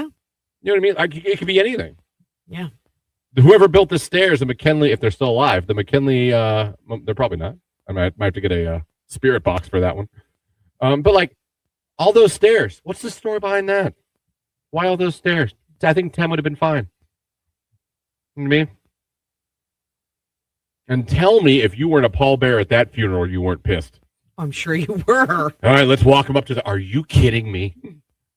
I mean, I think it had more to do with the piece of land they decided to build a rotunda on. Like, how were you going to level that and grade that all the way down just so that you only had to make 10 steps? I mean, pick your poison here. I don't know. Maybe a ramp and a railing. Make it a little easier on people's knees. They're very short steps. Or maybe escalators. They're not. Let's go see the president. You know what I mean? That'd been fun. Do they have outdoor escalators that are like I'm weatherproof? sure. Well, what you do is you put a canopy. Oh, yeah. Yeah, you put a They long have one. the ski resorts that take you like up the thing. Oh, yeah, but they got that. That's a Can you imagine that? It's People just something constantly you coming stand and on going it. to pay their respects to the President You know, McKinley? But are you talking about the tow rope that you just grab onto? No, and pull he's up? talking about like I'm pretty sure the Bernie ski lift. The gondolas. No, not the ski lift. It's like it's a tremor that it's a moving floor. You just stand there on the floor and it moves. They It's like also a have it at conveyor belt. airports sometimes. Well, the people mover in Atlanta airport is very Yeah, efficient. Why could we put a people mover in? But that's inside the airport, not outside. Again, But they have one outside. they have one That's what I'm saying. outside. Okay. You just tarp it. Okay, maybe you guys should talk to the McKinley Monument and be like, yo, do you need help writing a grant or something so we can get this funded? You can start a GoFundMe. Or you could do that. You know what I mean? Now I know there's a lot of people that enjoy in the summer running those. When people that are in shape Yeah, and they have use drive them and to work ambition. out, I yeah. call them opposite of me. Go-getters. Yeah, go-getters, if you will. Oh, it's 90 at 10 a.m. I want to run the steps a couple times and post it while Christian's eating a bagel. Like, look at him go. I was just picking at food. I was going to say, because you don't really eat bagels. Someone said the Biggles World podcast. Oh my gosh. That is genius. And I really just want it to be where I just ask one question and the podcast is over. Like, what's the story about that? And you just let them And talk they tell it, the and whole they go, time? thank you so much for coming on the podcast. Thank you. You know what I mean? Now we know. No, it has to be a discussion. You No, that's what listen, everybody does. No, if we could have a podcast off the air where like we weren't regulated, where you could just be you and But everyone does that. listen, I know, but I feel like you would be better at like a Theo Vaughn type format. But it's done. I'm copying. No one's doing what I'm suggesting. Do you know how many people One have question podcast. That's bold. That's trying to do something different. Yeah. Dude, there are 9 million podcasts started And if today. you have someone that's not very detail oriented, your podcast is going to be like 45 And seconds that's long. the fun of it. You don't know if you're going to get 10 minutes or 10 seconds. Okay. I'd be like, there's a plane in your driveway. Tell me, what's the story behind that? And I go, well, Tom Anderson donated a plane and we had it installed in 19. Thank you so much. This has been, you know what I mean? Boom. Credits.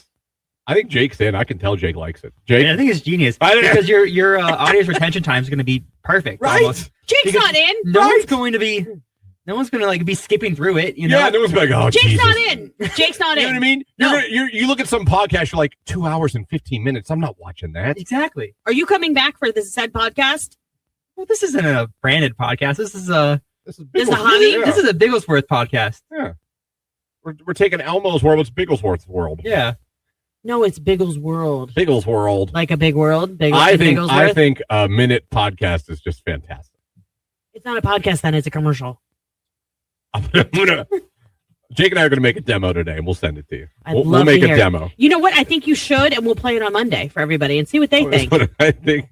I really think sometimes there's more than one. Again, there are 10 million podcasts started a day. They're all the same thing. That's not true. Everyone just throwing hot takes, trying to get clicks, trying to, you know what I mean? No, sometimes they're really interesting. Well, I think it'd be really interesting to get one more, like, to ask questions and then just end it when you get your answer. You know what I mean? If I ask you, like, today, Lauren, what's your favorite color? It's blue. Thank you, Lauren. This has been, you know what I mean? Now everyone knows. Oh yeah, favorite color is blue. I think it's genius, and I'm gonna develop it, as we like to say in this building. Yeah, you should.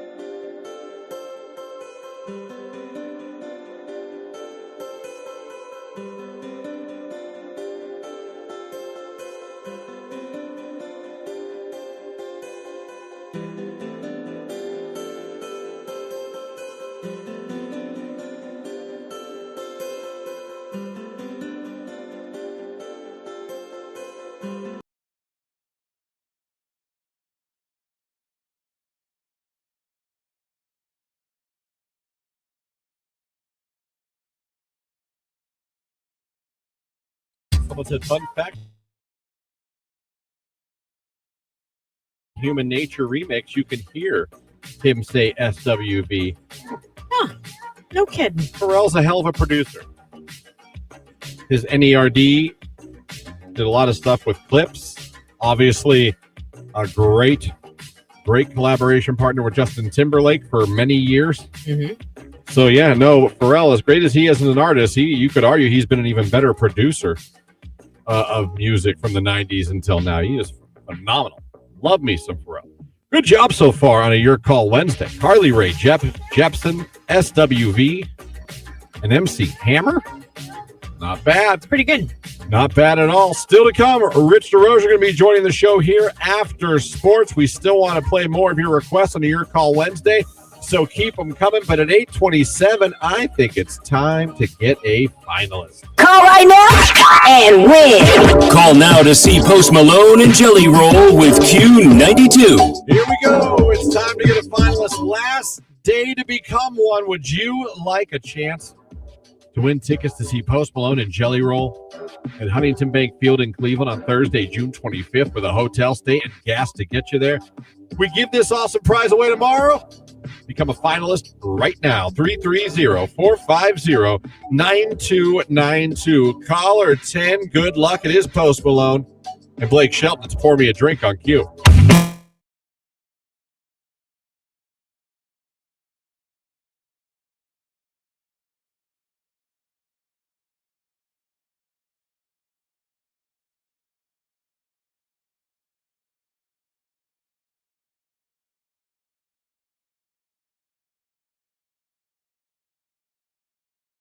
Probably wanted it so that she could keep like birth certificate, social security card, any type of like financial documents. Like we keep everything like that in our safe. Our kids' social security cards are in there.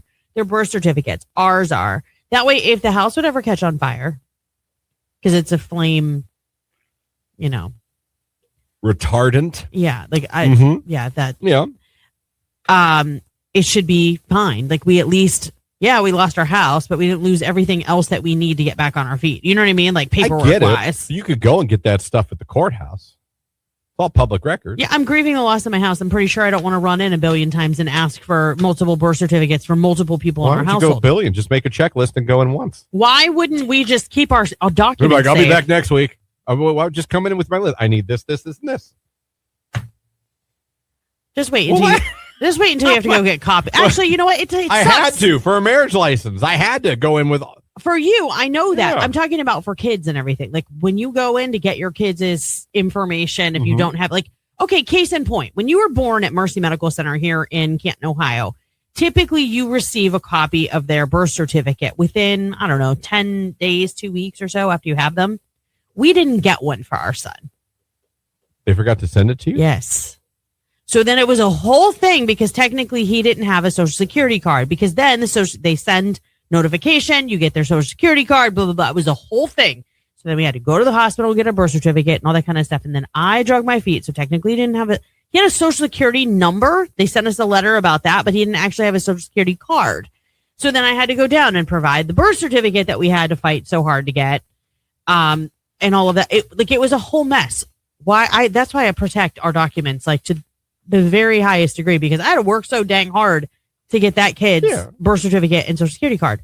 It just is silly to me that you wouldn't keep them in a safe and you know that they are safe. But now it would be much easier to go get him a birth. If you had to get that again, it would be much easier to go get it. We're about a year away from you got to go do it yourself, which is fantastic. Yeah. I mean, you can get social security again. You can get all that stuff. Your birth certificate, death certificate, marriage certificate. You can go down and get any of it.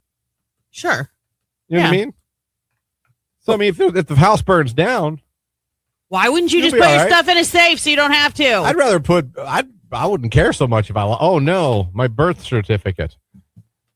I'd be like, oh no, you know what I mean? My DVD of Robin Big. I'd be more upset about that.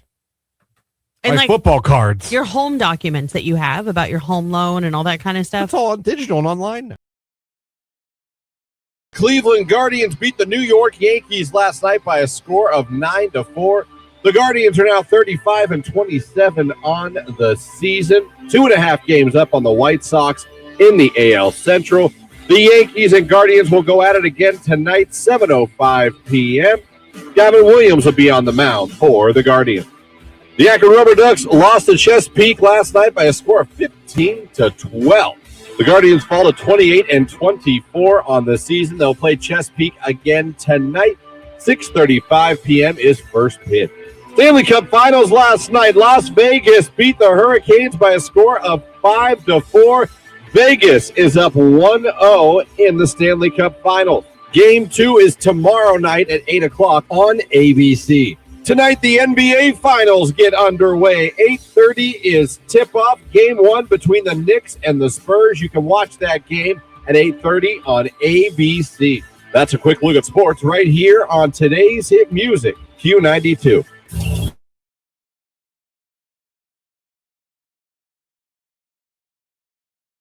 That's funny. We got some good rage there. We're going to get to that. You guys got some rage this morning. I love it. The other John I would have loved to have been, looking back now, a pimple popper. That's so gross. Or someone that gets earwax out of ears. Can I tell you? I can watch pimple popping off. No. Oh, my new one?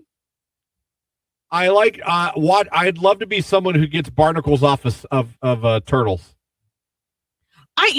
There's something very cathartic. I think that's like similar to like power washing. You want to talk about like let me unwind? I don't want to get it off turtles, but like I could do boats. Like the boats they turtles. hire people to scrape the barnacles off. No, that it's about the turtles because you're helping the turtles. Yeah, but what if they're snapping turtles? They're not going to be scrape, snapping at me when I'm snapping off the barnacles. They don't know what you're doing. They just I'll tell them. Okay. And then obviously you rub them down with a little bit of what is that? Dove or whatever. What do we always use on animals? Dawn dish soap. That's her oil spills. Don't Same you remember? thing. By the way, yesterday I had a moment. That gentleman that passed away, unfortunately, from Melrose Place at Muldoon. Yeah, Patrick Muldoon. You know who he was, right? He was Jeffrey from Saved by the Bell. He broke up Zach and Kelly. Yeah. Yeah. We didn't talk about that yesterday. We just talked about Melrose Place and sorry. But yeah, it's exactly who that was. Rest in peace. Days of Our Lives. Yeah, I know. Not Jeff, though. Just Patrick Muldoon. Yeah. I didn't know that. Tony told me last night. Can you imagine getting dumped dressed up like Romeo and Juliet? I mean, he's like the at high ultimate school. romantic, and he's being left for an older guy because she thinks prom. He's so swoon-worthy. Like, you're literally at prom, and you get dumped in tights. I know, but you know what the funny part is he says it's okay. Well, he was just trying to be cool. You know what I mean? It His wasn't whole cool. heart was broken. Remember, next episode, he was an a-hole to her, trying to turn all his friends against her. As he should have been. That's fair. Yeah. Crab Whisperer is a great to watch. Gets barnacles off crabs.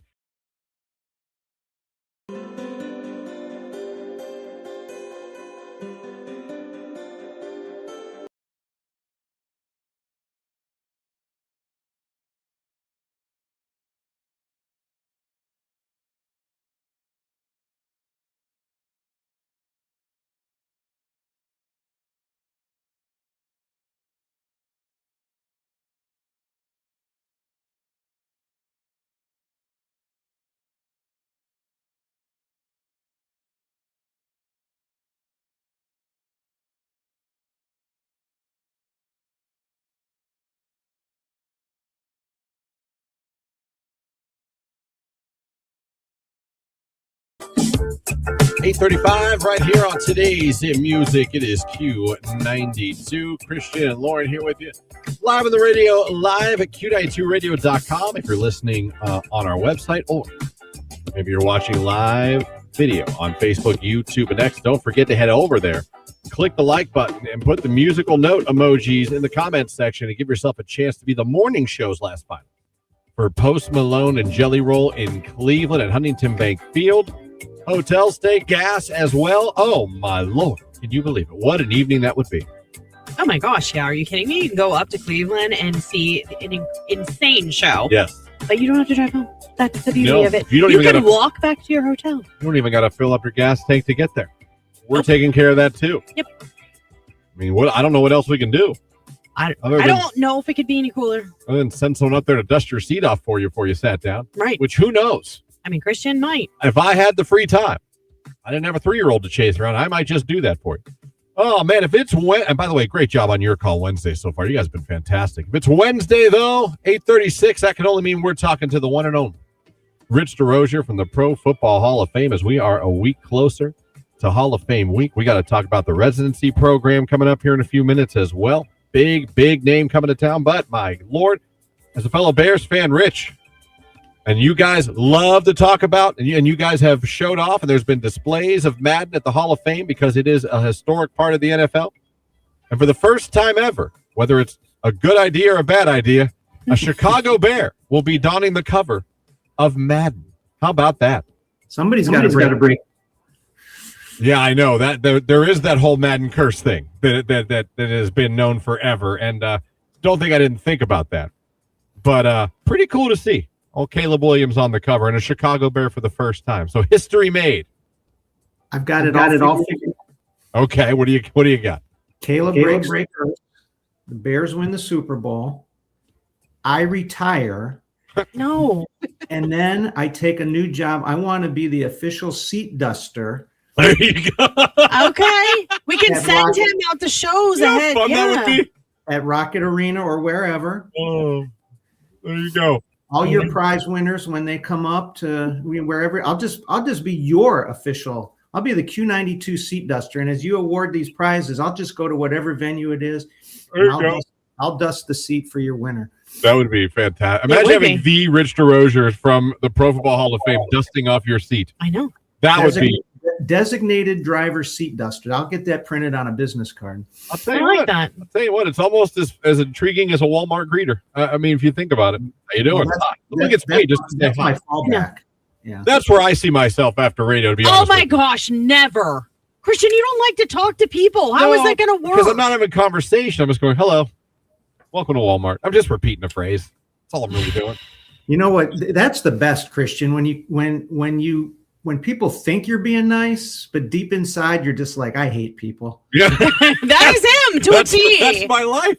We were talking about that earlier with me and my neighbors. That's how I am. I like to I'm good for I acknowledge you, you acknowledge me, we wish each other well, end of conversation. I can remember clearly when I started working here. I wasn't on air or anything like that, but I was working with promotions, doing social media, all that kind of stuff. And I was the liaison between our station and the Canton Charge. And we were going to a game, and I asked you to run up the steps to grab some fans to play a game. You're like, yeah, I'm not doing that.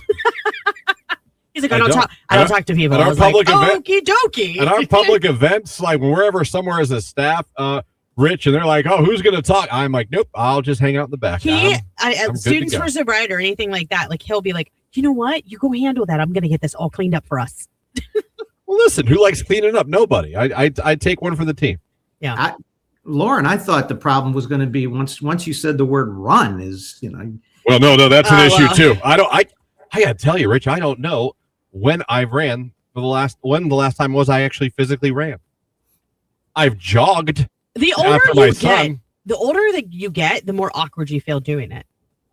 I know that sounds weird. You feel like you shouldn't be, right? And you feel like you're going to hurt staring and something. looking behind me to see if something's on fire or there's an emergency of some sort, right? And you feel like you're going to hurt something. No.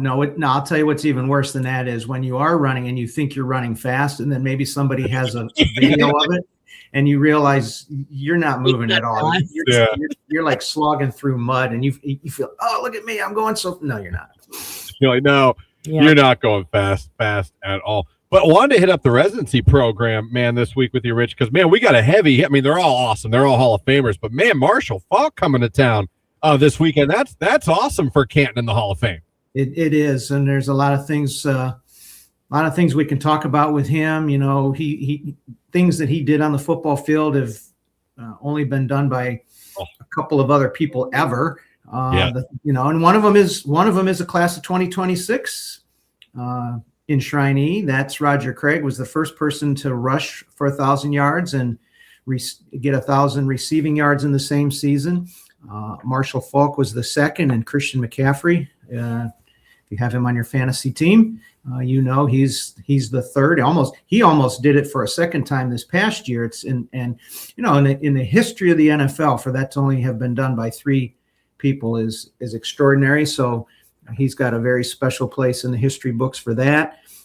He's also a very competitive and accomplished golfer. He does a lot of the Hall of Fame charitable golf events. He is a charitable person, and he also wants to win these golf events. That's where his competitive fire still is, and he's going to do some fun. Like I said, we say it a lot. The guys get to pick some of the things that they do, and it's why they look forward to doing this and what makes it special. And I know one of the things he's going to do is talk to a flag football team that's on its way to a national tournament and hopefully give them a positive message and send off to help prepare them for the competition that they have coming up. So that's exciting for him, and he'll do some appearances at some local businesses and of course some appearances inside the Hall of Fame. I mean, that's what's awesome, and he's so good too. He had a very good television run as well on the NFL Network. Great job breaking down the game as well.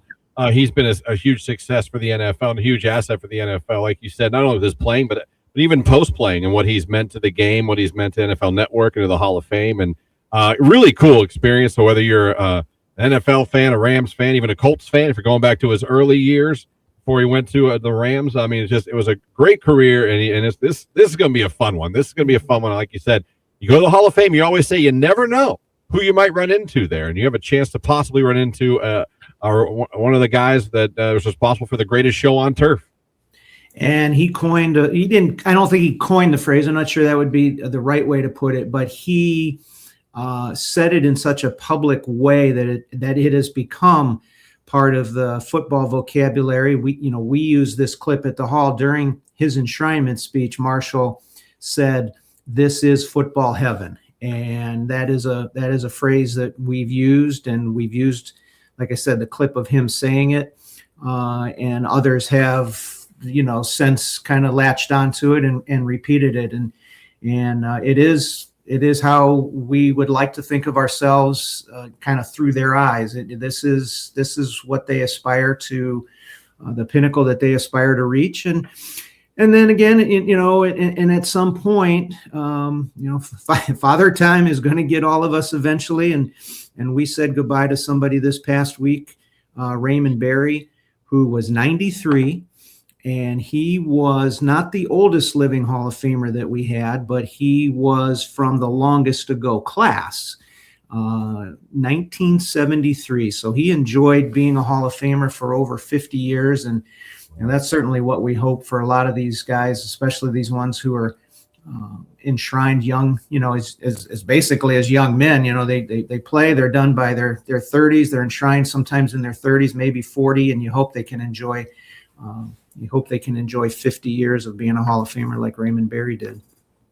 Yeah, incredible career. I have football cards of him somewhere at home. I actually have some Raymond Berry football cards somewhere, but he's had an amazing career, amazing impact on the game. And I'm just sitting here thinking, we're talking about, the Madden covers being announced, Rich, where, OTAs are going on in the NFL right now. And I'm sitting here thinking it's June 3rd right now. Mm-hmm. And that's just got me thinking, like, 2 months. I know. 2 months till the Cardinals and Panthers. I'm glad that it's only 2 months, because I think we're going into that blackout period where there's not a lot of sports, because once the finals are over for basketball, we go into this lull before we start seeing some preseason games. It's baseball. It's baseball. You want baseball or baseball? Exactly. Yeah. That's your only choice. So middle of the season baseball is nice. It's something. It is something enjoyable on a summer evening or a weekend afternoon. Watch a game. But there's just a different pace to baseball. I think you either love baseball or you don't, because the pace is so different from these other sports that we've talked about. But it's nice. It's a nice bridge it'll be a nice bridge for the 6 weeks or so until we hit, and we're 9 weeks from today is first play. And that's crazy. First play on the first day of the Sugardale Fan Fest. So here we go. Yeah. And when you see those Panthers and Cardinals helmets on your TV screen or at Tom Benson Hall of Fame Stadium, get your tickets now. I mean, it's just going to be so great to know it all kicks off, and it really is a spectacle. We've talked before over the years, Rich, about the ratings for that game and how big they always are for the broadcast, because people are just so hyped to have the NFL back, and that is the official welcome back every year in Canton. I forget what show it was fairly recently. It drew, a couple million people, and everybody was all, a flutter because this was so wonderful. And it was, for its thing, it was a record. So you always want to celebrate records. Certainly we do. But it was a third of the audience that'll watch a game where probably most of that audience isn't a fan of either the Cardinals or Panthers. They're just a fan of football and the fact that football is back. And I think that there's a large segment of our community, maybe even a segment of our own staff at the Hall, that sometimes needs to be reminded that we are it. We are that starting point every year. That is quite an honor that we have. We bookend the Super Bowl. It has to start somewhere. And we have the honor of it starting with us. So, that's when it gets real, and that's what everyone's working for. Everyone's working toward getting to Los Angeles, and of course the Rams think they've got that sewn up now to play the Super Bowl on their home field. Maybe that's a topic for another day. Yeah. But everybody wants to get to Los Angeles in February, but you got to start in Canton in August. Yeah, and I saw you guys recently on your social media. You were showing off your display for Myles Garrett for the sack record. And I thought, it looks really cool. Got the uniform and everything. And a couple days later, it's like, well, if you want some nostalgia, go check out Myles Garrett's Browns uniform. Forget the Madden curse. It's the Hall of Fame curse. Yeah, the Hall of Fame. But now he's a Ram. You're right. He got over there. What'd you think about that trade? Not to get too football nerdy for folks who might not be football fans, but I'm okay with it because I like the guy they got back. Jared Kearse is a really good player. He's a rung or two below Myles Garrett, but so is everybody else. But he's also 6 or so years younger, a lot less mileage on the body, and he's under a contract that's much more favorable to the team. And the team had just. The Browns had just dug themselves such a hole financially that they had to do this financially to really rebuild. People hate that word. Teams try to rebuild without really tearing it all the way down, and it very rarely works that way. I think, quite honestly, all the Steelers fans in our audience would understand that, right? The Steelers probably should have torn it all down at some point, but there's something to be said for loyalty. You stay loyal to your older players. The Browns tried to fiddle around the edges to make the team better, to create a winning atmosphere, a winning environment for Myles and Joel Bitonio and some of the other truly loyal players who had been loyal to them. But it very rarely works. If you're going to rebuild, you got to go all the way. You got to endure the pain of that. And I'm happy at at least I'm happy with what the Browns got back in return. Yeah, and I'm happy for Myles, because Myles should not have his career in the same way Joe Thomas's did, of being the best player, or one of the best players ever, and the best player on a miserable team for a decade. Yeah, no, he's on a team. The Rams are all in. That's for sure. The Rams are the opposite of tear it down. They're like all in. So we'll see how it pays off for the Rams, and we'll see how it goes with the Brownies. If only I could pinpoint a trade they made earlier that might have really helped to mitigate some things. Yeah, if only. Lauren's favorite quarterback. Ever out of the 35 we've had. Sometimes the best decisions or the best moves are the ones you don't make. There you go. That's some wisdom there. Yeah, that is true. We'll end it on with that wisdom from Rich DeRozier, as always. Rich, always a pleasure catching up. Appreciate you, and we'll chat with you again next week. All right, next week, Christian, will be down to 8 weeks left. How about that? Oh, NFL, we need it back. Thank you, Rich. We appreciate you, buddy. Have a good day. Thanks. Rich DeRozier, Pro Football Hall of Fame. He's great. Joins us every week. Next week, it'll be 8 weeks. I know. Now I'm starting to get anxiety. Insane. It's going to go so fast. I was getting excited talking to Rich, just thinking I can't. It's funny as a bet, but I'm sitting there going, I can't wait to see the Cardinals and Panthers uniforms on the TV. If I'm not there, I can't wait to see it. Yeah, I can't wait to it's back. I know. Well, we were talking about that though at dinner last night, about how we're getting ready to go into the blackout period, because we were sitting at Puckers and they had, of course, all sports on that was available and everything. And I'm like, it's not going to be like this in a couple, like couple No, weeks. Like this NBA is done. and NHL will be done. Like I said, Yeah. it'll be baseball or baseball. Yeah. But then July camp opens up. August we start with preseason, and before you know it, hard to believe. I know. Whew, it's Q92. Looking for something the whole.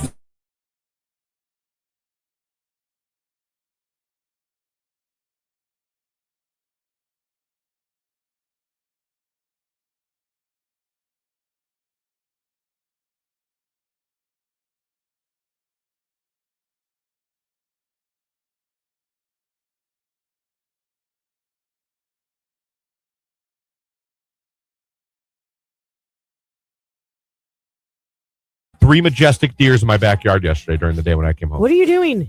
Three. What are you doing? Gianna got pictures of them. I was about to let my dogs out, and right as I'm about to open the screen door to let him, I put him on a lead anyway, but I looked up, I was like, oh, hold on, guys, hold on. There was two like teenage girl deers, and one was like in my yard. One was at the tree line right there, out, but right there where she could easily. The other one was like, whatever. And then the mom showed up. It was just funny because it was almost like the mom was like, girls, let's go. I smell human. Like she looked at me like I was a piece of trash. She was like, you have a cracked windshield, don't you? I was like, you bitch. How did you know? She did. She showed up and looked, and You're she looked at me, and you could just see she was like, this guy. She probably did see Let's that crack. go, girls. I smell poor people. And I was he like, probably doesn't even have insurance. I wouldn't fix that before spring. I was like, what? But it was really, really No, cool. my point is you've talked about wanting this majestic moment for years. Yeah. And you're not doing anything to advance that. Listen, I got a feeling if I'd have walked out, that mama would have whooped my ass. No. That mama, she gave one of those little hoof things. I feel bad because I've opened the back door before not paying attention, and Jude will just sit there like, Yeah. And then I look, I'm like, oh. Pretty cool. It was pretty cool to see three deer just chilling in my backyard. I was Yeah. like, all right. I'll have my moment.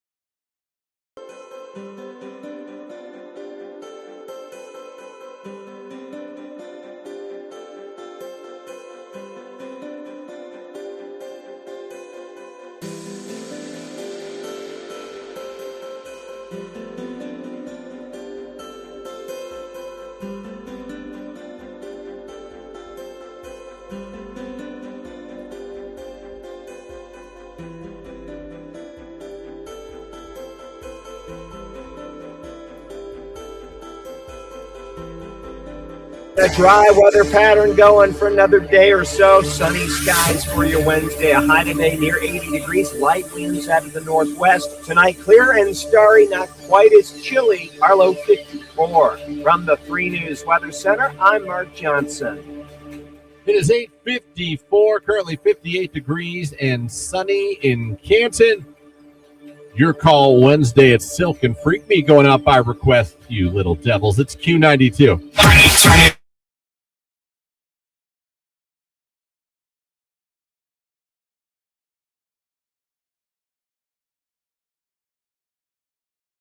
No offense, but Yeah, she's already got a new college boyfriend.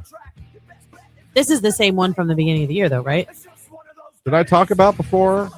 Um, Because I met him for the first time over. Did I meet him before I went on vacation?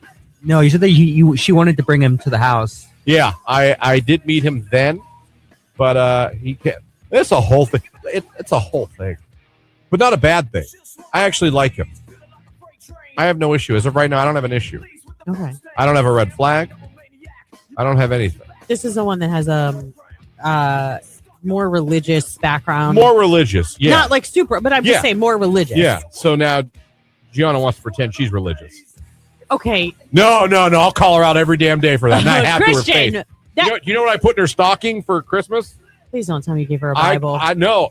A pocket cross? It was on her list, and I refused to buy it because I called false.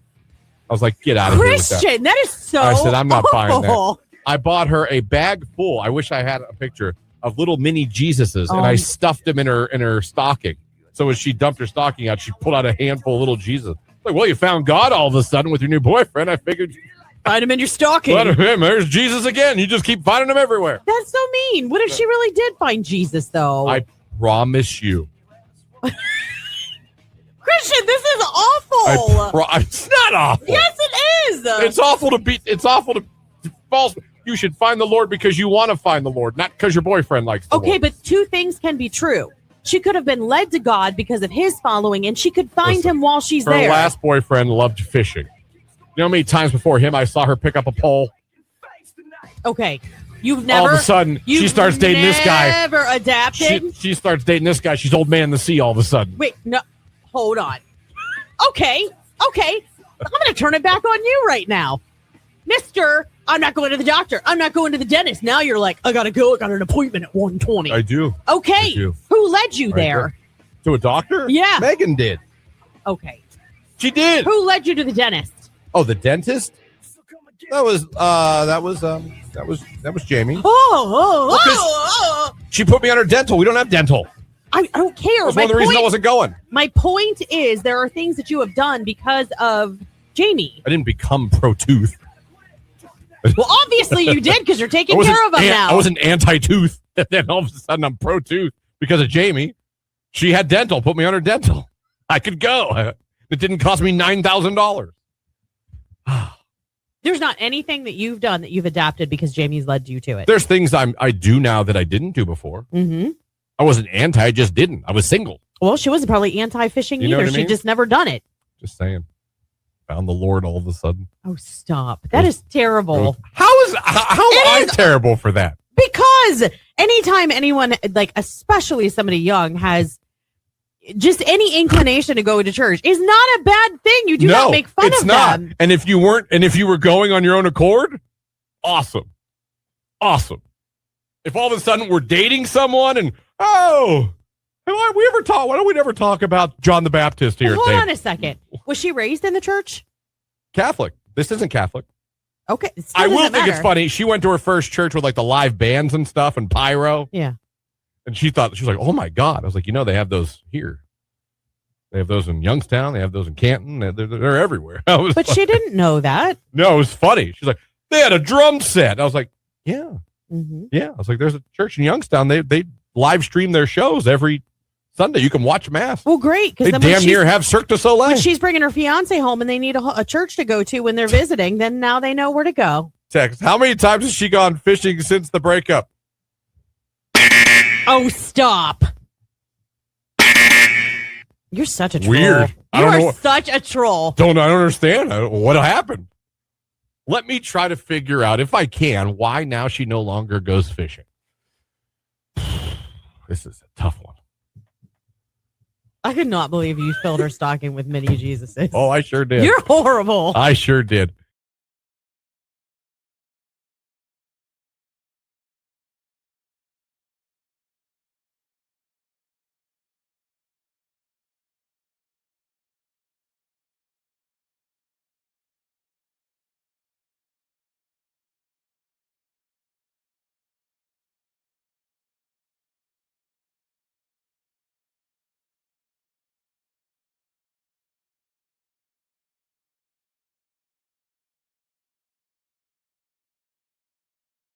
You know what I mean? Especially if we're going to have a whole weekend. For real.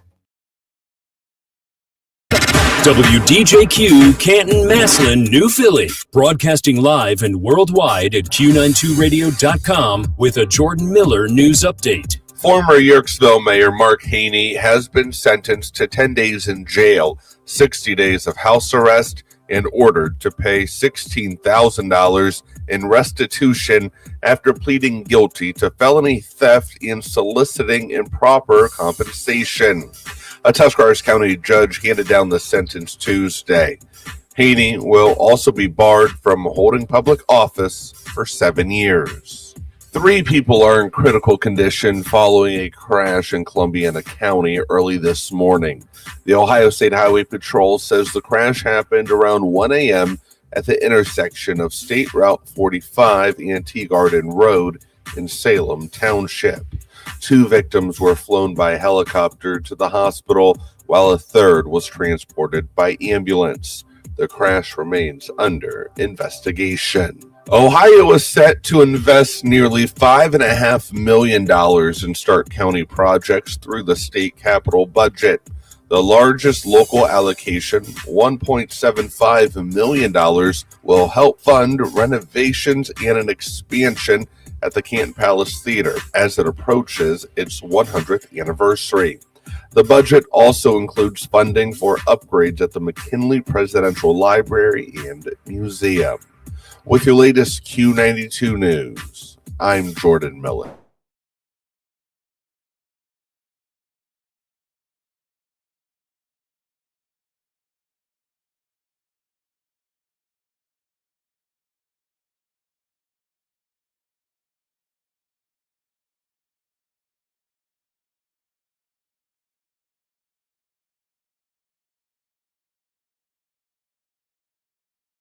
What would you like to be named? What would you like to be named for you after you die? And That's a really deep question. it is a deep question. Yeah. It is a deep question. And there was by a landslide, believe it or not. And it doesn't say how many people that they surveyed in this, but the winning thing had 51%. Okay. Can you guess it? It is kind of guessable. A park? No, that's Okay. not on there, but I don't think that's a bad guess at all. A bench in a park? No, I'm just kidding. People love a good I bet. mean, they do. I like the Thomas memorial family. bench. Right. Put your ass here. I'm like, oh, thank you, Thomas family. The Lee family. Yeah, everywhere you go, there's a bench. Like the Smiths. I'm like, oh, okay. Thanks for the There's bench. nothing wrong with that. If they enjoyed the park, I think that's nice. 51% in this survey said a grandchild Oh, that is really nice. named after them. Okay. That's interesting. Jimmy's named after his grandfather. Mm-hmm. He has the exact first and middle name of his grandfather. My son is the namesake. Does he? Well, he's named after his father, and his father is named after his father. And his father and his father. Yeah. And so on and so forth. Number 2, 15%, a street in your hometown. Lauren Court. Huh? Love it. Huh? Actually, Jake Avenue. Oh, Jake. Christian cul-de-sac. That's not a street. It doesn't. You can name the cul-de-sac. You can't name a cul-de-sac. It's on a street. Well, then name the street Christian and make it There end in you a go. cul-de-sac. Aren't circles like a street name? Circle. Like based on the circle? Yeah, There's Christian even Circle. circle Circle. courts. I like Circle it. courts. Jake, what would you add? Jake Way? Jake would be I a don't street. know.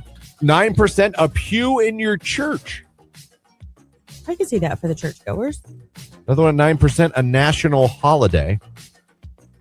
Come on, what are we doing? And then 4%, a rest stop on a highway. No. I know what happened to Bill Cosby's son. I don't want to be a rest stop. That's dark. What I'm saying? That's not really it's not really something that happens every day at a rest stop. I know, but still, I wouldn't want anything to happen at my rest stops. I don't want to be named after one. Yeah. So a grandchild, a street in your hometown, a pew at your church, a national holiday, and a rest stop on a highway are what the people surveyed mostly would like to be named after them after they're dead. Interesting. Not bad. Which one would you want? I really, God, I hate to be that guy, but like none of those are appealing to me. Same. You know what I mean? Yeah. Certainly don't want a street, not a pew in my church. I don't know. You know what I mean? I mean, I guess a grandchild would be nice to know that, like, when I leave, like the son of my son or has my name. Well, at least you know they didn't forget about you, because sometimes Yeah. they'll be like, "Where'd you get your middle name?" Oh, my After grandfather. my grandfather. Right. Who was he? Don't know. His name is Christian. The weird man. Very weird man. So there you go. I don't know. Let me see here. Someone said Juggling Jake Boulevard. There you go. Sure. There you go. Juggling Jake Boulevard. Devin the Milkman's checking in. Burr, it's cold. It is. It is. It is. American Landfill guys checking in on this cold morning. I'd want a strip club named after me. There you go. Yeah. Oh. Does anybody have any other ideas? I think for me, I think it would be an honor to have like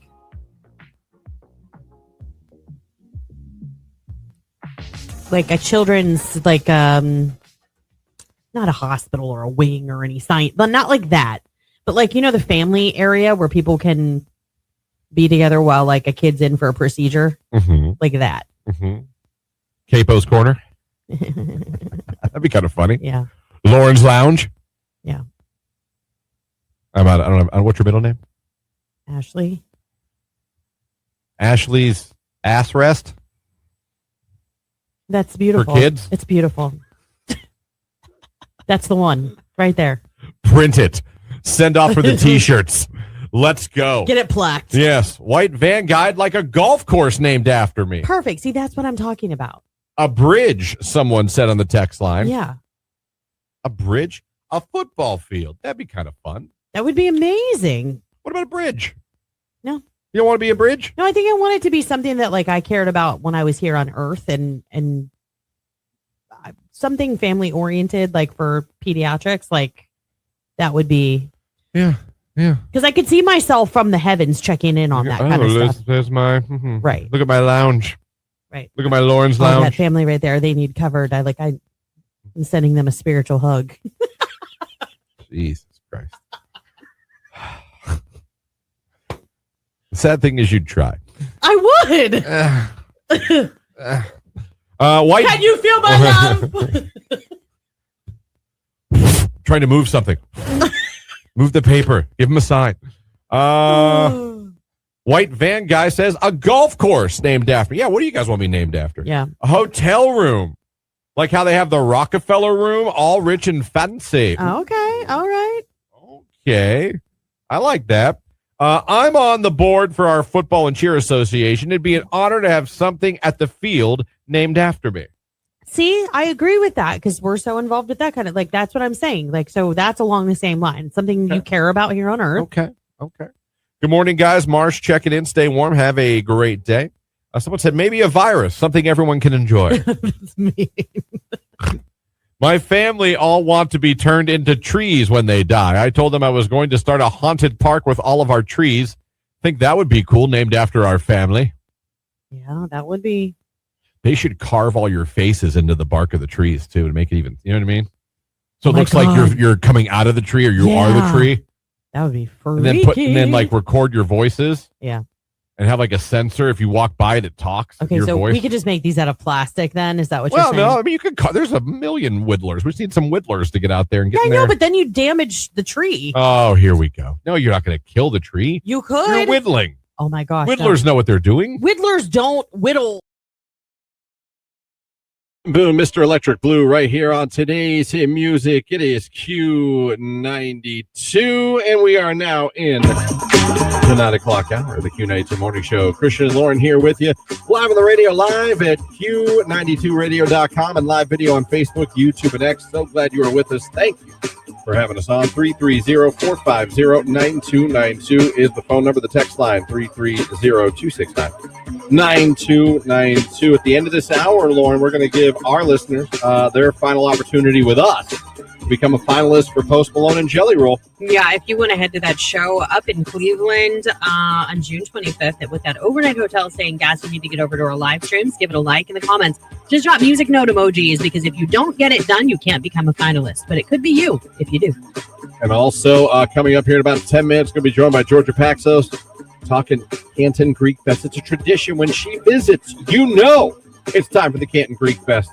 And today is no exception. We'll be talking all about the 2026 Canton Greek Fest coming up here soon. Right now, it's Olivia Rodrigo and Drop Dead on Q92.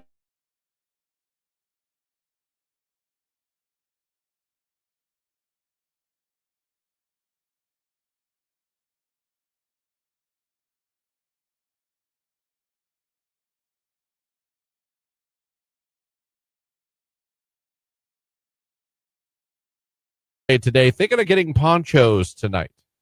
Ooh, that sounds good. Well, Don Ponchos, although I'm not a fan of Mexican food that much, I do know people do love their Don Ponchos. It's not my favorite.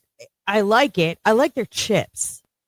Chips are key. They if have you're going to have a Mexican seasoned restaurant, you chips. better have good chips. Yeah. And what I mean by that is heavily salted. Well, these are seasoned. Seasoned or salted. Yeah. I hate when I go to a restaurant and they're a Mexican restaurant and they're kind of just bland. Yeah, but Cam's is like that. But the stuff you dip it in is so good it does not matter. Well, see, that's my problem. I don't dip them in anything because I don't like dip. Well, then salt them yourself. I do. Oh, I do. I pour it on. I will pour it on. My mother would yell at me. Quit salting the soup. You're going to die. Oh, my gosh. You're going to get a heart attack and you're going to die. These are things I was yelled at the dinner table growing up. There's reasons I say these sentences. They're not coming up to me in my head like song lyrics. But over salt, she said that? Oh, my God. Swear to you. Yes. Okay. Yes. On my father, rest in soul. Your body needs salt. She'd be like, quit salting the soup so much. You're going to get a heart attack and die. That would be what she would say. So many things were going to kill me, according to my mother growing up. You'll die. It was never like you could get sick. It's right to death. You're going to I don't know how I'm still here. You're going to retain water a little bit. And you're going to die. Like eating before going back we'd want to go swimming after 30 minutes. You have to wait 30 minutes. You'll go in, you're going to cramp and you'll die. Well, everybody knows that. Jesus, I don't know. Go outside with a wet head, you'll get pneumonia and you'll die. I'm like, I don't know that. Okay. That was debunked, though, I thought. It was debunked, but mothers that any moms of us are like our parents, they still. I know. They don't believe that. Well, that and like I used to be deathly afraid to like talk on the phone when it was storming outside. Like there's all kinds of myths your parents scared you with. Oh, more things were going to kill me as a child than you could ever imagine. You could ever imagine. I told you my all-time favorite. I mean, I've been here since 2013. You guys have heard all these stories, but my favorite was when I wasn't allowed to go out and meet my friends in my early 20s because there was a high wind warning and SUVs were being blown over and apparently in trees. And she was afraid if I took the Ford Explorer, I'd end up flying away like the cow in Twister. So I'll never forget that one. SUVs are blowing over and you'll die. Like, what? I do think about that, though, when I'm on the highway. I was told the same thing. You know me. No, I literally just got a text from your sister, and she was like, he is spot on about mother. None of these are made up. All right? The voice might be embellished a little bit, but none of these sentences are made up. I've always salted things, probably more than I should. Yeah, but you get your blood work done. It's okay, right? Dude. Right. I'm great right now. So you would know if it was making an impact. Dr. Deeb's got me. My friend Dr. Deeb. I say until he says no more salt. So salt on, brother. Yeah. I told you she quit salting the soup.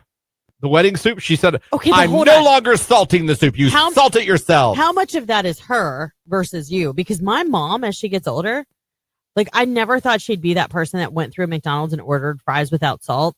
Without salt. No, my mom likes salt like any mother. She just felt. She'll taste something and be like, oh my gosh, it's so salty. And it's not. Totally not. Oh, I taste something like, oh, that's not salty enough. Usually that's how I am too. I will grant her the salt. But again, my sodium is. The SUV's blowing over. I can't grant her that. Can you imagine if you're driving down the highway? if that's how I go, my last words will be "son of a bitch." Mom was right. Damn it! They finally got me. Then when I see the Lord, like that wasn't fair. That wasn't fair. Now I got to deal with this for eternity. She's gonna be up here. I told you. I'm like, oh. But yeah, the SUV one will be my all-time favorite. That was the best. SUVs are blowing over. I was like, what? There's a high wind warning. Yeah. Black ice. You'll hit black ice. You'll wreck and you'll die. Well, black ice is the thing. That is scary. I've slid on it.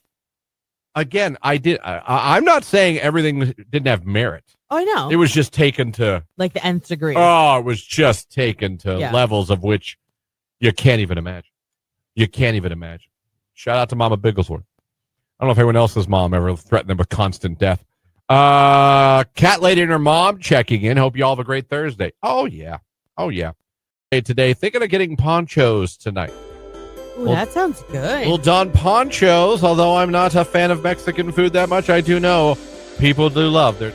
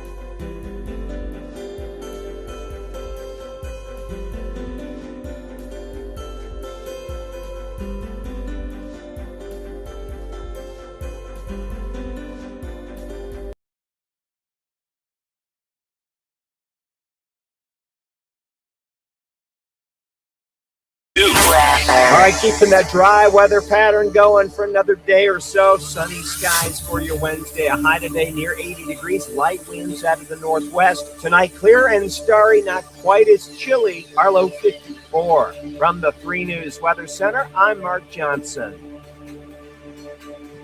Thank you, Mark Johnson. 9:16 out the door. It is sunny. It is 64. It's gorgeous out there in Canton. It is gorgeous. It's nothing but blue skies and sunshine. And boy, if Georgia Paxos is in studio with us, that means it's early June, and that means it's time for the Canton Greek Fest. Lauren, and she's here with us to join the show like she does. She's doing her media tour this week. You might have seen her on TV already. Up in Cleveland. Now she's doing the radio tour, and we're lucky to have her here, friend of the show. Georgia, good morning. How are you? Good morning. Thanks, guys, for having me on. Yeah, I love it. I always say I love it when you're in here because I know it's Greek Fest time, but I know like you kind of like, Memorial Day is kind of like summer's here, but the Greek Fest really. Well, I appreciate that. And really? This year's Memorial Day was a little bit of a washout. So hopefully this will be the official kickoff to summer here in Starr County. Well, I'll tell you, for most of the Greek Fest, I mean, you're looking at, you're looking at tomorrow, you're looking at Friday, even most of Saturday. I mean, you're looking at absolutely, for the most part,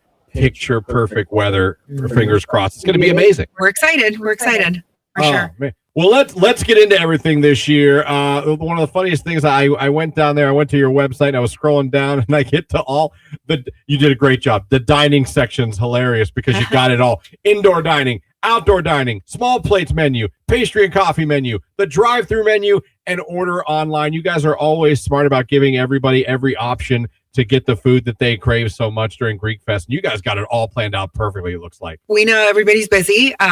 Life is lifing. And so if you don't have time to come sit and eat and enjoy either inside or outside, go through the drive-through, grab lunch, come back for dinner, or vice versa. You want to have everybody experience a little part of the Canton Greek Fest, whichever way makes sense for them. Yeah, and I've done the drive-through with you guys, and you guys, it's so efficient. You guys have it running just like that. I mean, it's very smooth, very organized. So when if you're someone who's thinking about ordering for lunch, maybe one of those days, or just for dinner, like I said, you guys have it. It's like a well-oiled machine the way you guys have it set up. Thank you. We're very blessed to have over 100 volunteers that dedicate their time to put on this festival. Not just our area chair people that we've been meeting for months and months to make this happen, but the volunteers day of, they're just amazing. And we do this to celebrate our culture and our heritage through food and dance and just the entire experience here in Starr County for our community.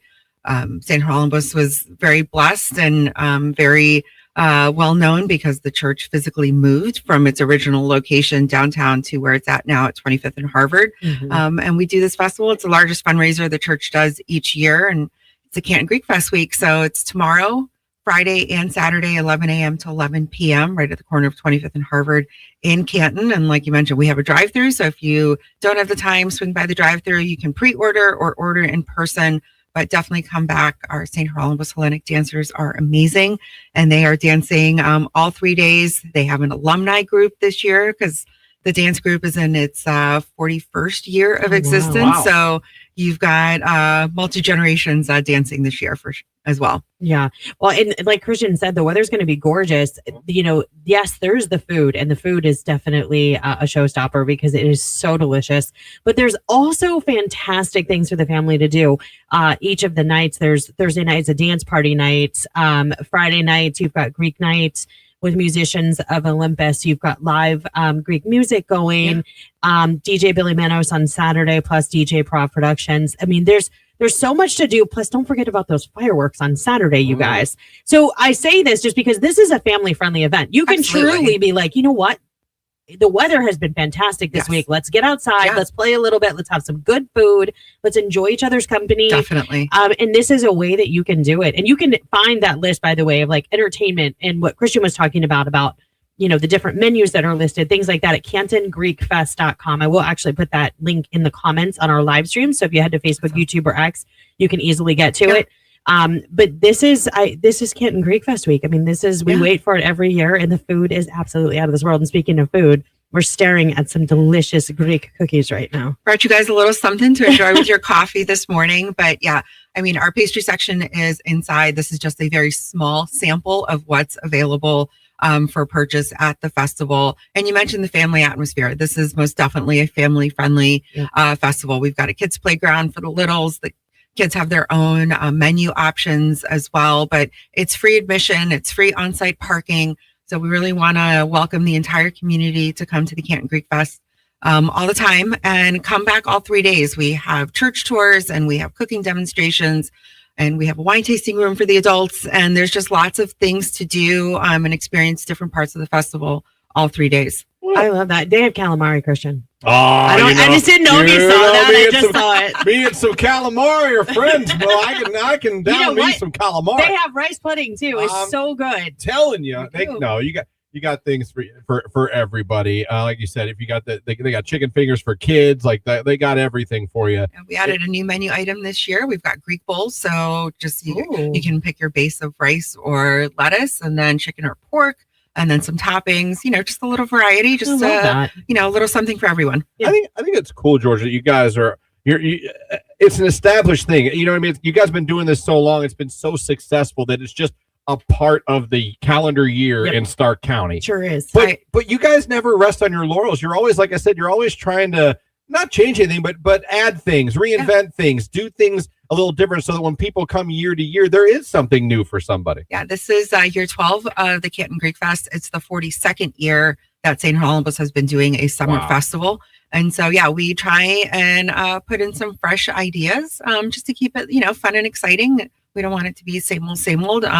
But again, it's just another way for us to share our culture with our community. And this community has been so extremely supportive. So it's just a fun vibe. It's an excitement. We're just excited for tomorrow at 11 a.m. to kick it all off. Yeah, make sure that you visit CantonGreekFest.com. That way you can peek at their menu. You can get an idea of what you want to get when you get there and what night you want to go based off of what's happening. But there's a lot going on each night, even Greek cooking demos. I mean, I would love to see that. So, and then you get to sample what they've made. So it's a little extra added bonus. Well, I love that. Important question too, Georgia, is I ask you this every year too. Will Officer Sharp be dancing? I mean, that's become a tradition too. That is a Saturday night staple. So stick around.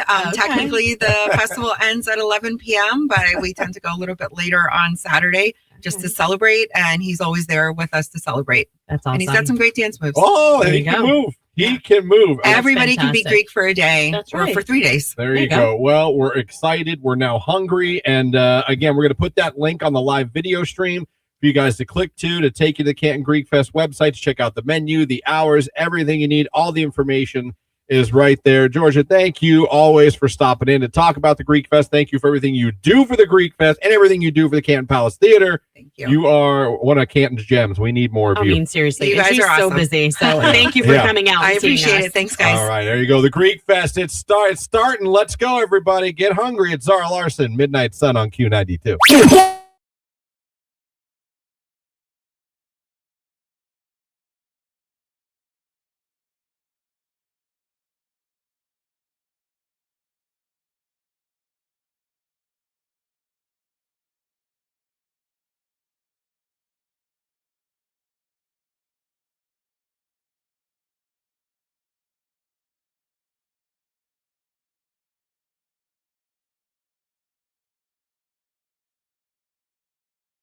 All this time. I don't know. Hidden deep in the bowels. Did you have a wine cooler last night? No, I did not. Okay. I started working on my project, and then I got bored, and then I was like, I'm going to do this thing that Christian wanted me to do. Okay. Well, fair. I mean, it worked out. So. All right, I got it now. It was in the downloads folder. So, for those of you listening, Christian has this genius idea for... I've had a couple lately. Do we still have the artwork loaded in? Yeah, here. Okay, this is the concept. If you're watching on the live stream, it's the One and Done podcast with Christian Bigglesworth. Yes. The concept is he asks one question, let the experts tell their story, and that's it. No follow-up questions. No, long whatever. But it could be like, it started with where did the plane out front of Alliance High School come from? Yep. And then this is also saying, like, why is there a big cow in the middle of Minerva? Where did bees come from? I mean, it could be any myriad of questions. Any guest I have on the One and Done podcast will be asked one question. They will be able to answer that. Now, they can answer as long as they want. It doesn't have to be, I'm not looking for necessarily a yes, no answer. They can go on forever. But once they've answered the question, podcast is over. I had one question to ask. I'm one and done. So literally, if the guest's answer is 20 seconds long, the That's the podcast. will be 20 seconds Right. long. But if it's 20 minutes long, then the podcast will be 20 minutes long. So Jake, you can leave this on the screen while we play it so people can get the visual and the audio feel Perfect. behind it. Yeah. So if you're watching on the live stream, Facebook, YouTube, and X, and then Jake wrote the opener jingle for said podcast last night and recorded it.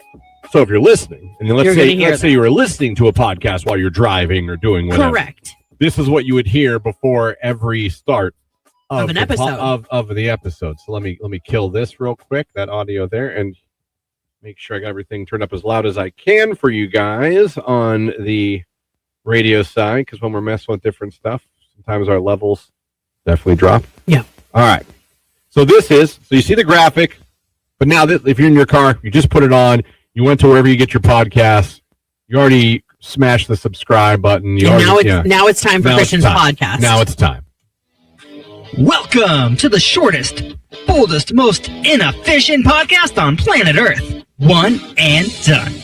The show where small talk is banned, follow-up questions are illegal, and attention span finally gets the respect it deserves.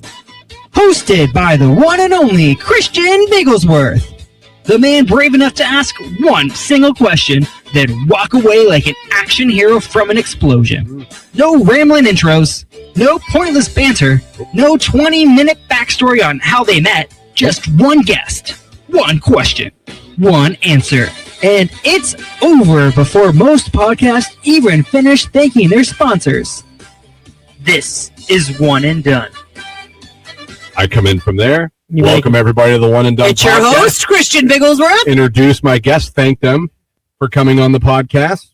Ask my question. It could be why, or what is the process behind a banana peel turning brown? It could be anything. Yeah. It literally doesn't matter. Whatever. And again, it doesn't have to be. I'm not saying you have to be like yes, and that's it. I want an answer. Right. But once that answer is done, that's the podcast. You're like, thanks for tuning in to One and Done. You doing one a week, or Oh, that's the issue. you're going to be one and done? How One and often? done. You know, it could be. It could be a one and done podcast. But we'll see how it goes. We'll see how it These goes. are all the questions I have. I got to launch socials for it. I mean, there's a lot of work I got to do. Yeah, I would say so for sure. You know, but obviously, you know, you'll be able to find them where most podcasts are found. Maybe, but still, looking forward to it. The launch is coming up within the next few days because Jake won't be here. But text message, I love it.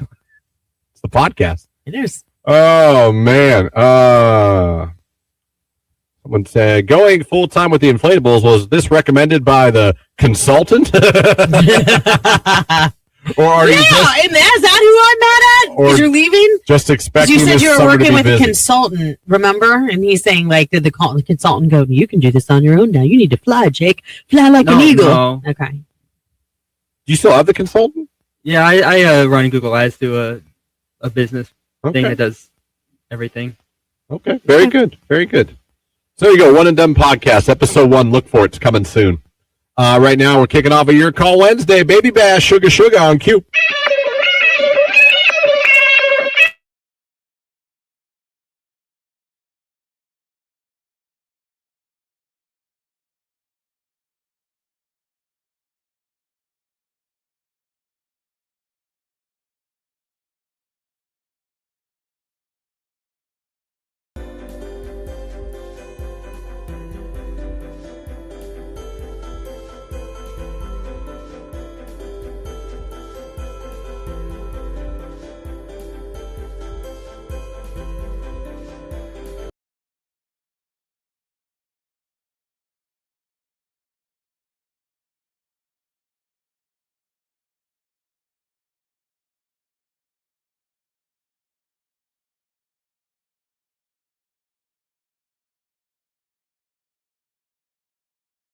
Random fact today, William H. Taft was the first president to throw out the first pitch at a Major League Baseball game. He threw a ball from his seat to Washington Senators pitcher Walter Johnson in the year 1910. That was before my grandma was born. My great grandmother Wow. 1906. 1910. When did baseball like really start? When did they start playing baseball? 1800s. Was it? I mean, yeah. But I'm not. That's a genuine question. Can you imagine what those first games were like? Everybody was all dressed prim and proper in the stands, sweating their butt off. 1846. Yeah. Think about that. That's insane. Is that why it's called America's pastime? Because it's like, I don't know where that name came from, but I'm still sitting here going, wow. Modern baseball officially started June 19th, 1846. The first recorded game under a formalized set of rules was played in Hoboken, New Jersey. Hoboken? However, the game did not have a single inventor. It evolved gradually over centuries from older English bat and ball games like cricket and rounders. I could see that. Cricket's very similar-ish. Crazy. Man, 1846. Well, you know what I got to know. Side note, you stay up in 1846. Stay up to watch that game last night? Where they? Yeah, I did. Yeah. James K. Polk was the president when baseball started. James K. Polk. Cool. That is insane. That is going. That was to give you perspective. He was only the 11th president of the United States. We were on President 11 when baseball began. What? Isn't that fascinating? No? All right. Riveting. It's very fascinating to me. Time, and we think about that. Like, that's crazy. We've had presidents in this country in the if you think about 17, 18, 19, 2000, that's crazy to me. Crazy to me. Absolutely insane. Anyway, good morning, everybody.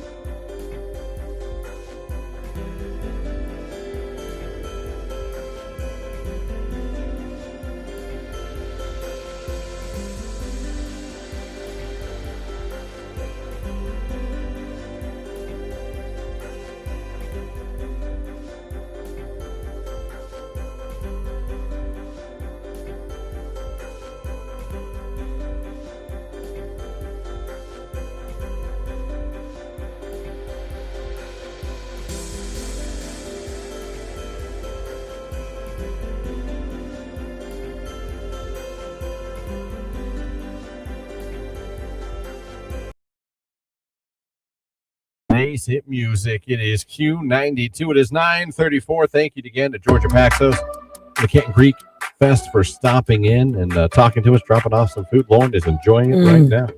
What did you have? I had spanakopita. I had a spinach and cheese spanakopita, and then I don't know how you pronounce this cookie, but I told you before it was my favorite. She told me how to pronounce it. I did not retain Chocolate chip. No. Or something like that. But it's like oatmeal raisin. It's like I don't know, it's a good coffee cookie. She was right. A good coffee cookie. We don't have enough of those. Anyway. You don't like coffee. That's why you don't care about coffee cookies. I don't like coffee. Like his Starbucks order is a cake pop and a juice box, okay? I will get, actually they have juicers, I think. The refreshers, you mean? I like a Dunkin' refresher. There's a dragon fruit one and a peach or something. I'll get those. Okay. And I had my first 7 brew a couple weeks ago. And what'd you think? It was all right. What'd you get? Something like a dragon fruit-ish thingy. Strawberry. Was it strawberry? Yeah. They have a lemon fizz right now at 7 Brew, and it's like fair lemonade with fizz to it. I don't like lemonade. So good. You are so un-American. Not a lot of people like lemonade. That's not true. That's not true. That's not true. Lemon as a fruit isn't very appealing to many people. Oh my gosh, it's delicious. It's on a good pasta, cleaning agent. on fish, like seafood of any kind. I think lemon ruins fish. Oh, I love it. I love it on pasta. Oh, Christ. So good. Pasta? Oh, yes. Lemon pasta? I have a recipe they're almost kind of like naked noodles, but it's like you chop up garlic and you saute it in your butter in your pan. You add a little bit of olive oil and you pour it over your noodles and then Parmesan cheese and a fresh squeeze of lemon. You lost me a Parmesan cheese. So good. So good. Cheese and lemon on a noodle. Who would ever order that? A lot of people, just not Who you. would be like, I'd love noodles with lemon and cheese on. And butter and garlic. Well, you're fine with butter and garlic. That's basically like a scampi with cheese. I don't know what a scampi is. You've never had shrimp scampi? No, the only shrimp I'll eat is breaded. You've never had a naked shrimp. I tried it and spit it out. Oh my gosh, it's literally the same First of all, thing. cold shrimp, should be illegal. Well, cold raw shrimp. That's I don't know. That is something we eat at the end times. It's not something we shrimp eat cocktail. That is something I would eat every day. World is ending. You have no choice. I can live the bougie life. I don't like that. But no, my shrimp's got to be breaded. And not the stupid coconut breaded. Oh, I like coconut Breaded shrimp. like an adult. No one wants coconut in their breading. No one wants coconut for anything. That's not true. What's that coconut chocolate bar? Mounds? There's a reason that there's always the Almond Joy? There's a reason why the Halloween candy, that Mounds or Almond Joy, is always the last one there, along with the dark chocolate. Always the last one in the bowl. One has the almond and one does not. Almond Joy? Yeah, that probably is the one with the almond. Probably. Oops a daisy. Probably. But the coconut, I mean, you know what else, if we're going on what sucks, and I don't know why we're doing it? Peppermint patties. Oh my gosh. Put them on an island and Get burn the out of island. here. Who Who the hell doesn't wants like a mint? cool, crisp mint peppermint patty? You know what I want to mint when I have bad breath? That's the only time I crave mint. When I have bad breath. Listen, some people like mint, some people don't. Some people like mint chocolate chip ice cream. Oh, my nephew gets super mad because he says it's like, who would want to eat toothpaste? I as a could treat? not agree more. But he's like the only one in our family that won't eat. Or just Mint open your chocolate mouth chip. and squeeze a bunch of Crest in there. You know what I mean?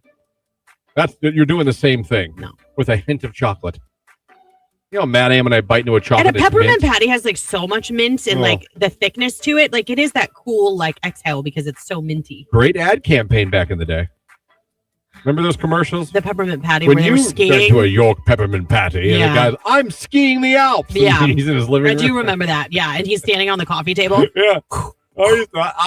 They had great commercials. They were fantastic. They were that. And what would you do for a Klondike bar? Oh, to me, Klondikes are timeless. People forget about them. They're still amazing. Oh, we don't forget about him as a I get family. I get the crunchy one. Like the Heath. No, God, no. Heath is awful. I get the just regular crunchy one. It's almost like a Nestle Crunch wrapped around Oh, I see. vanilla ice. Okay. I don't know if we've ever had that. Well, we've gotten the Reese one. We've gotten the cookies and cream. My husband loves the Heath. My son loves the double chocolate. But even the standard is fantastic. Oh, just the OG vanilla ice cream with a chocolate shell. Yeah. God, whoever made the Klondike bar, God bless you. It's 9:39. Hey, have you gone over yet? Click the like button and put the musical note emoji in the comments section. You better do it while you can because we're only about 20 minutes away from picking one of you and making you a finalist for Post Malone and Jelly Roll live in Cleveland with the hotel with gas. We give it away tomorrow. You have a chance to become a finalist with us coming up here shortly. Get over and do it now. It's Chris Brown and T-Pain, Kiss Kiss on Q92.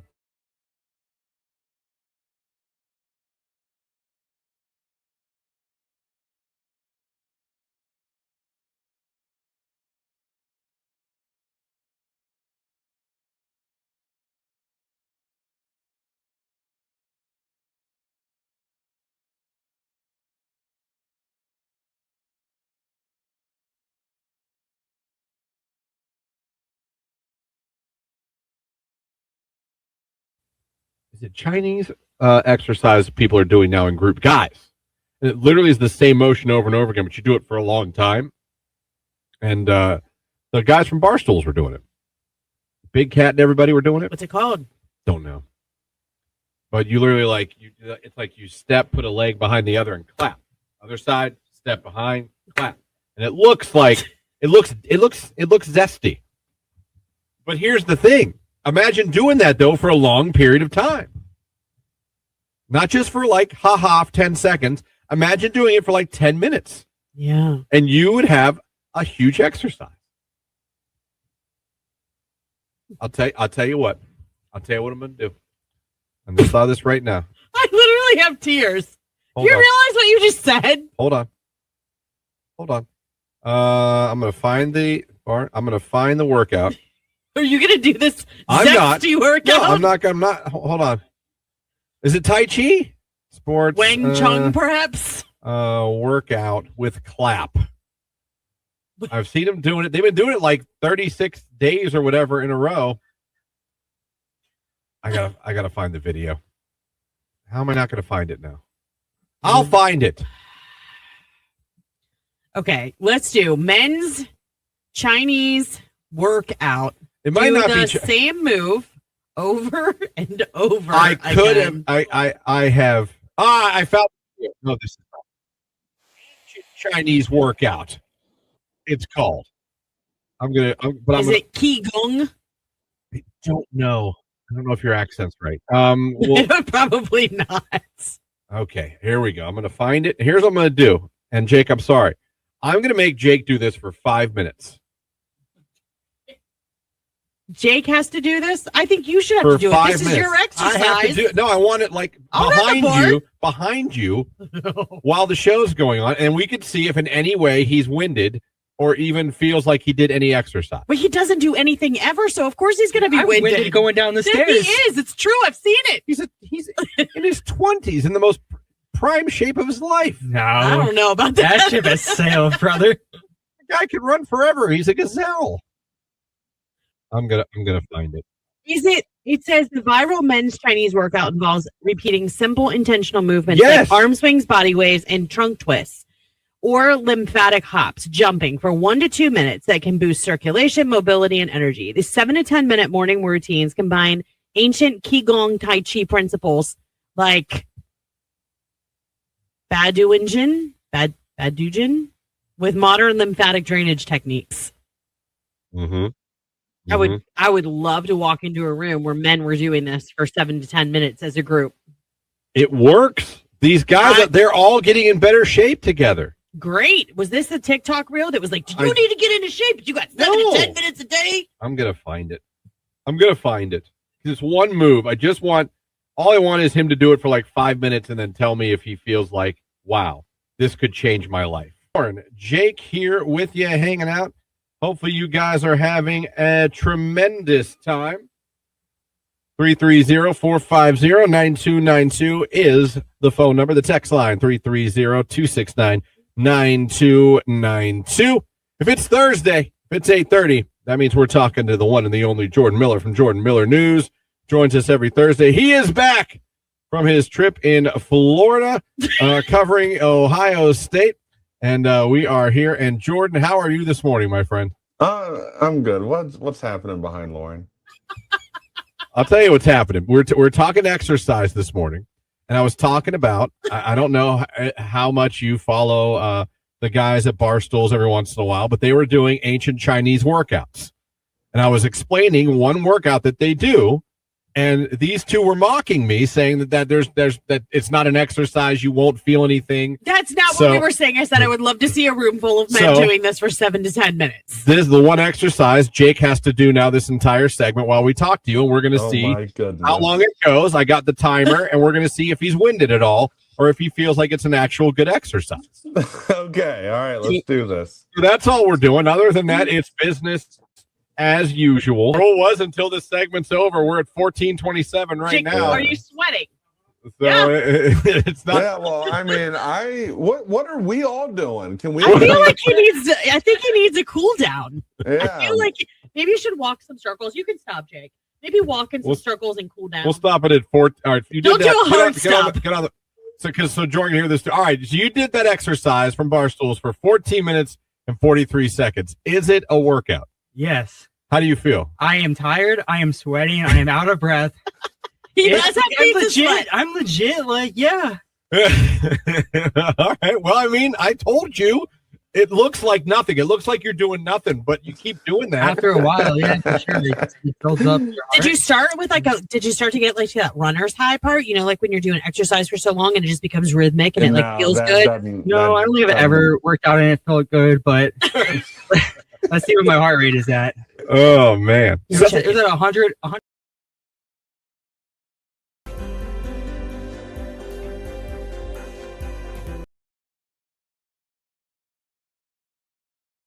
Justin Bieber and Daisies right here on today's hit music. It is Q92. I'm with Christian on everything he said about food, apparently. Christian should be banned from expressing his feelings on food. It drives me crazy, LOL. Well, listen, I have the things I think about. There's things I like, meat, potatoes. Hey, I mean, ketchup. There's things I don't. You do you, man. I just told you, like, as I was just absolutely crushing one of those Greek cookies, I feel like you're missing out. But see, the thing is you don't, because you're like, you look at it and you're like, no. I have a good trait. I can spot something and tell. Yes. If I would like it. So I said to him, I'm like, well, what do you get at the Greek Fest? And he's like, well, no, pita and chicken. I did. I got pita bread and chicken. That was all. They're like, that's all you want? I was like, that's all I want. You want some of this? I'm like, hey, no. That's fine, because the marinade that they put on their chicken is it was so good. I scarfed it though. Yes. Like, all jokes aside, I go Chipotle. I get a burrito, rice and steak. Yeah. That's when all he I get. goes to Subway, he gets steak and bread and mayo. And mayo. That's right. Toasted. Foot long steak on wheat, toasted, just mayo. Bag of Lay's and a Coke. You're a or savage. Pepsi or whatever, Dr. Pepper. You're a savage. Oh. Mayonnaise on your steak? Oh, it's so good. Okay. Toast it. You got to toast it. All right. You don't toast it. What are you doing? It's good to you. That's all that matters, buddy. Fun fact, Jimmy John started toasting. Really? Yeah. I had one the other day. I haven't been to I Jimmy don't know John's how in a I while. felt, because I love Jimmy John's cold. Yeah, I like just a So I cold was a little conflicted. Yeah. But Subway, you got to toast myself. Whether it's meatball, steak, or turkey and ham, you got to toast it. I don't like them toasting my You sub. got to put mayo on it. My daughter's the only one that gets that. She gets the chicken bacon ranch sub toasted. I don't like Subways if they're not toasted. Really? And I think I only like Jimmy John's cold. I only like Jersey Mike's cold. If they started toast, well, I take that back. They have a steak one I think I told you about, the Philly steak, that I think you really like. It's so stinking good. That one's toasted. Need to give them another try. You do. All right, speaking of another try, we're giving you one more try to become a finalist for Post Malone and Jelly Roll in Cleveland, with a hotel and gas taken care of. But Lauren, they got to get over to the feed right now. That's right. You have just a couple of minutes left. This is the morning show's last chance for you to become a finalist, to go to Cleveland June 25th for the Big Ass Stadium Tour. Part 2, Jelly Roll, Post Malone, hotel stay, gas card, all on us. If you want to be there, you've got to become a finalist. So go over to Facebook, YouTube, X, give it a like in the comments, drop those music note emojis. We're moments away, people. Your Thursdays just found a new...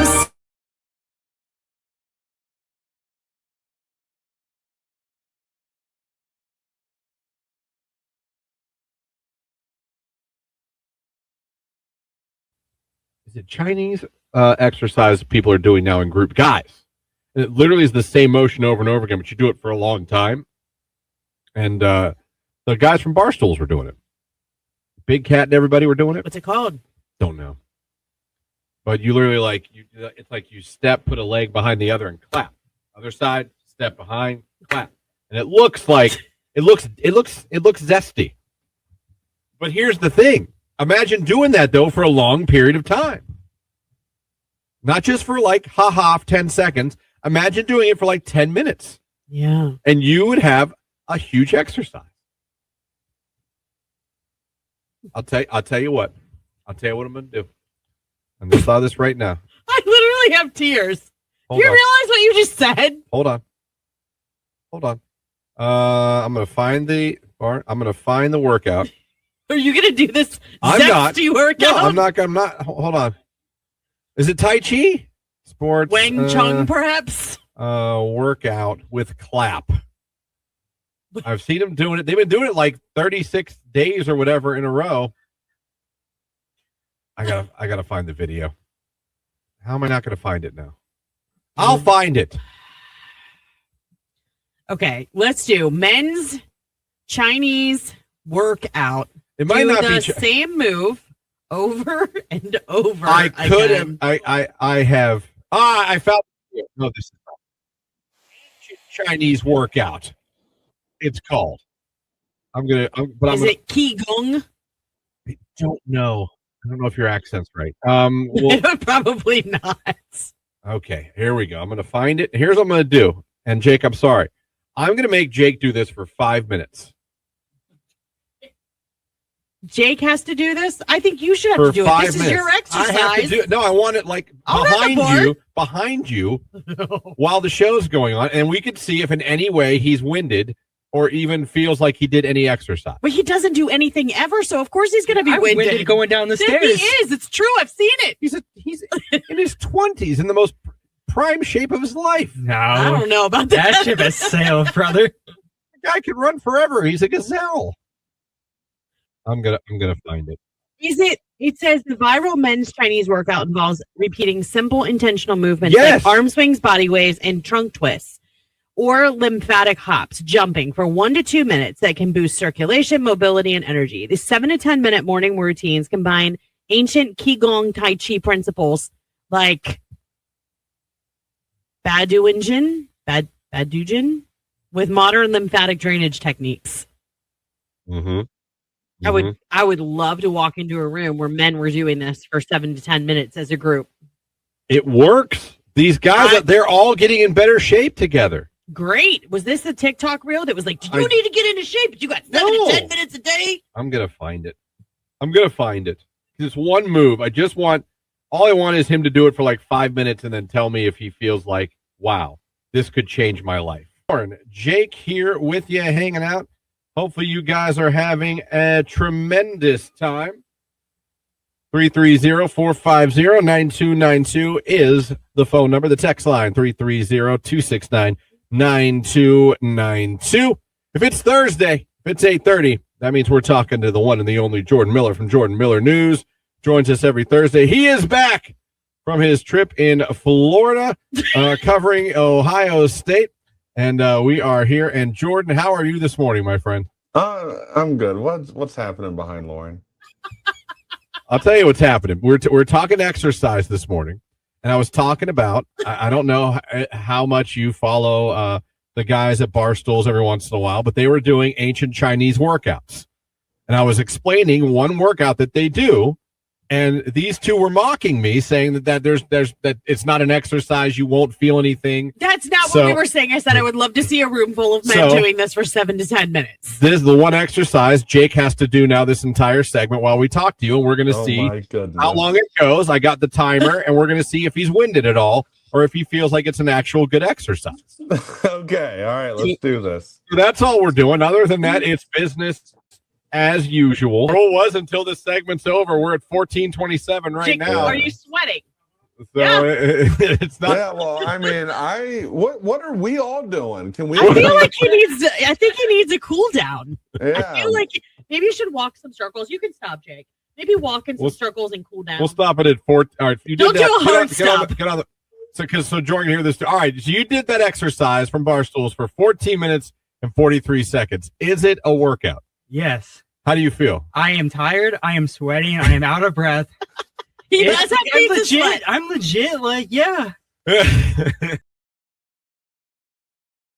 Right here on today's hit music, it is Q92. It's 9:54. We're about done here. Before we get out of here, time to make someone a finalist for Post Malone and Jelly Roll live in Cleveland, Huntington Bank Field, with hotel, with gas as well. We call the winner tomorrow. If you're a finalist tomorrow morning, 8 o'clock, be sure you're listening. You still got chances with Nicolina and with J-Dub this afternoon. But for us, this is it.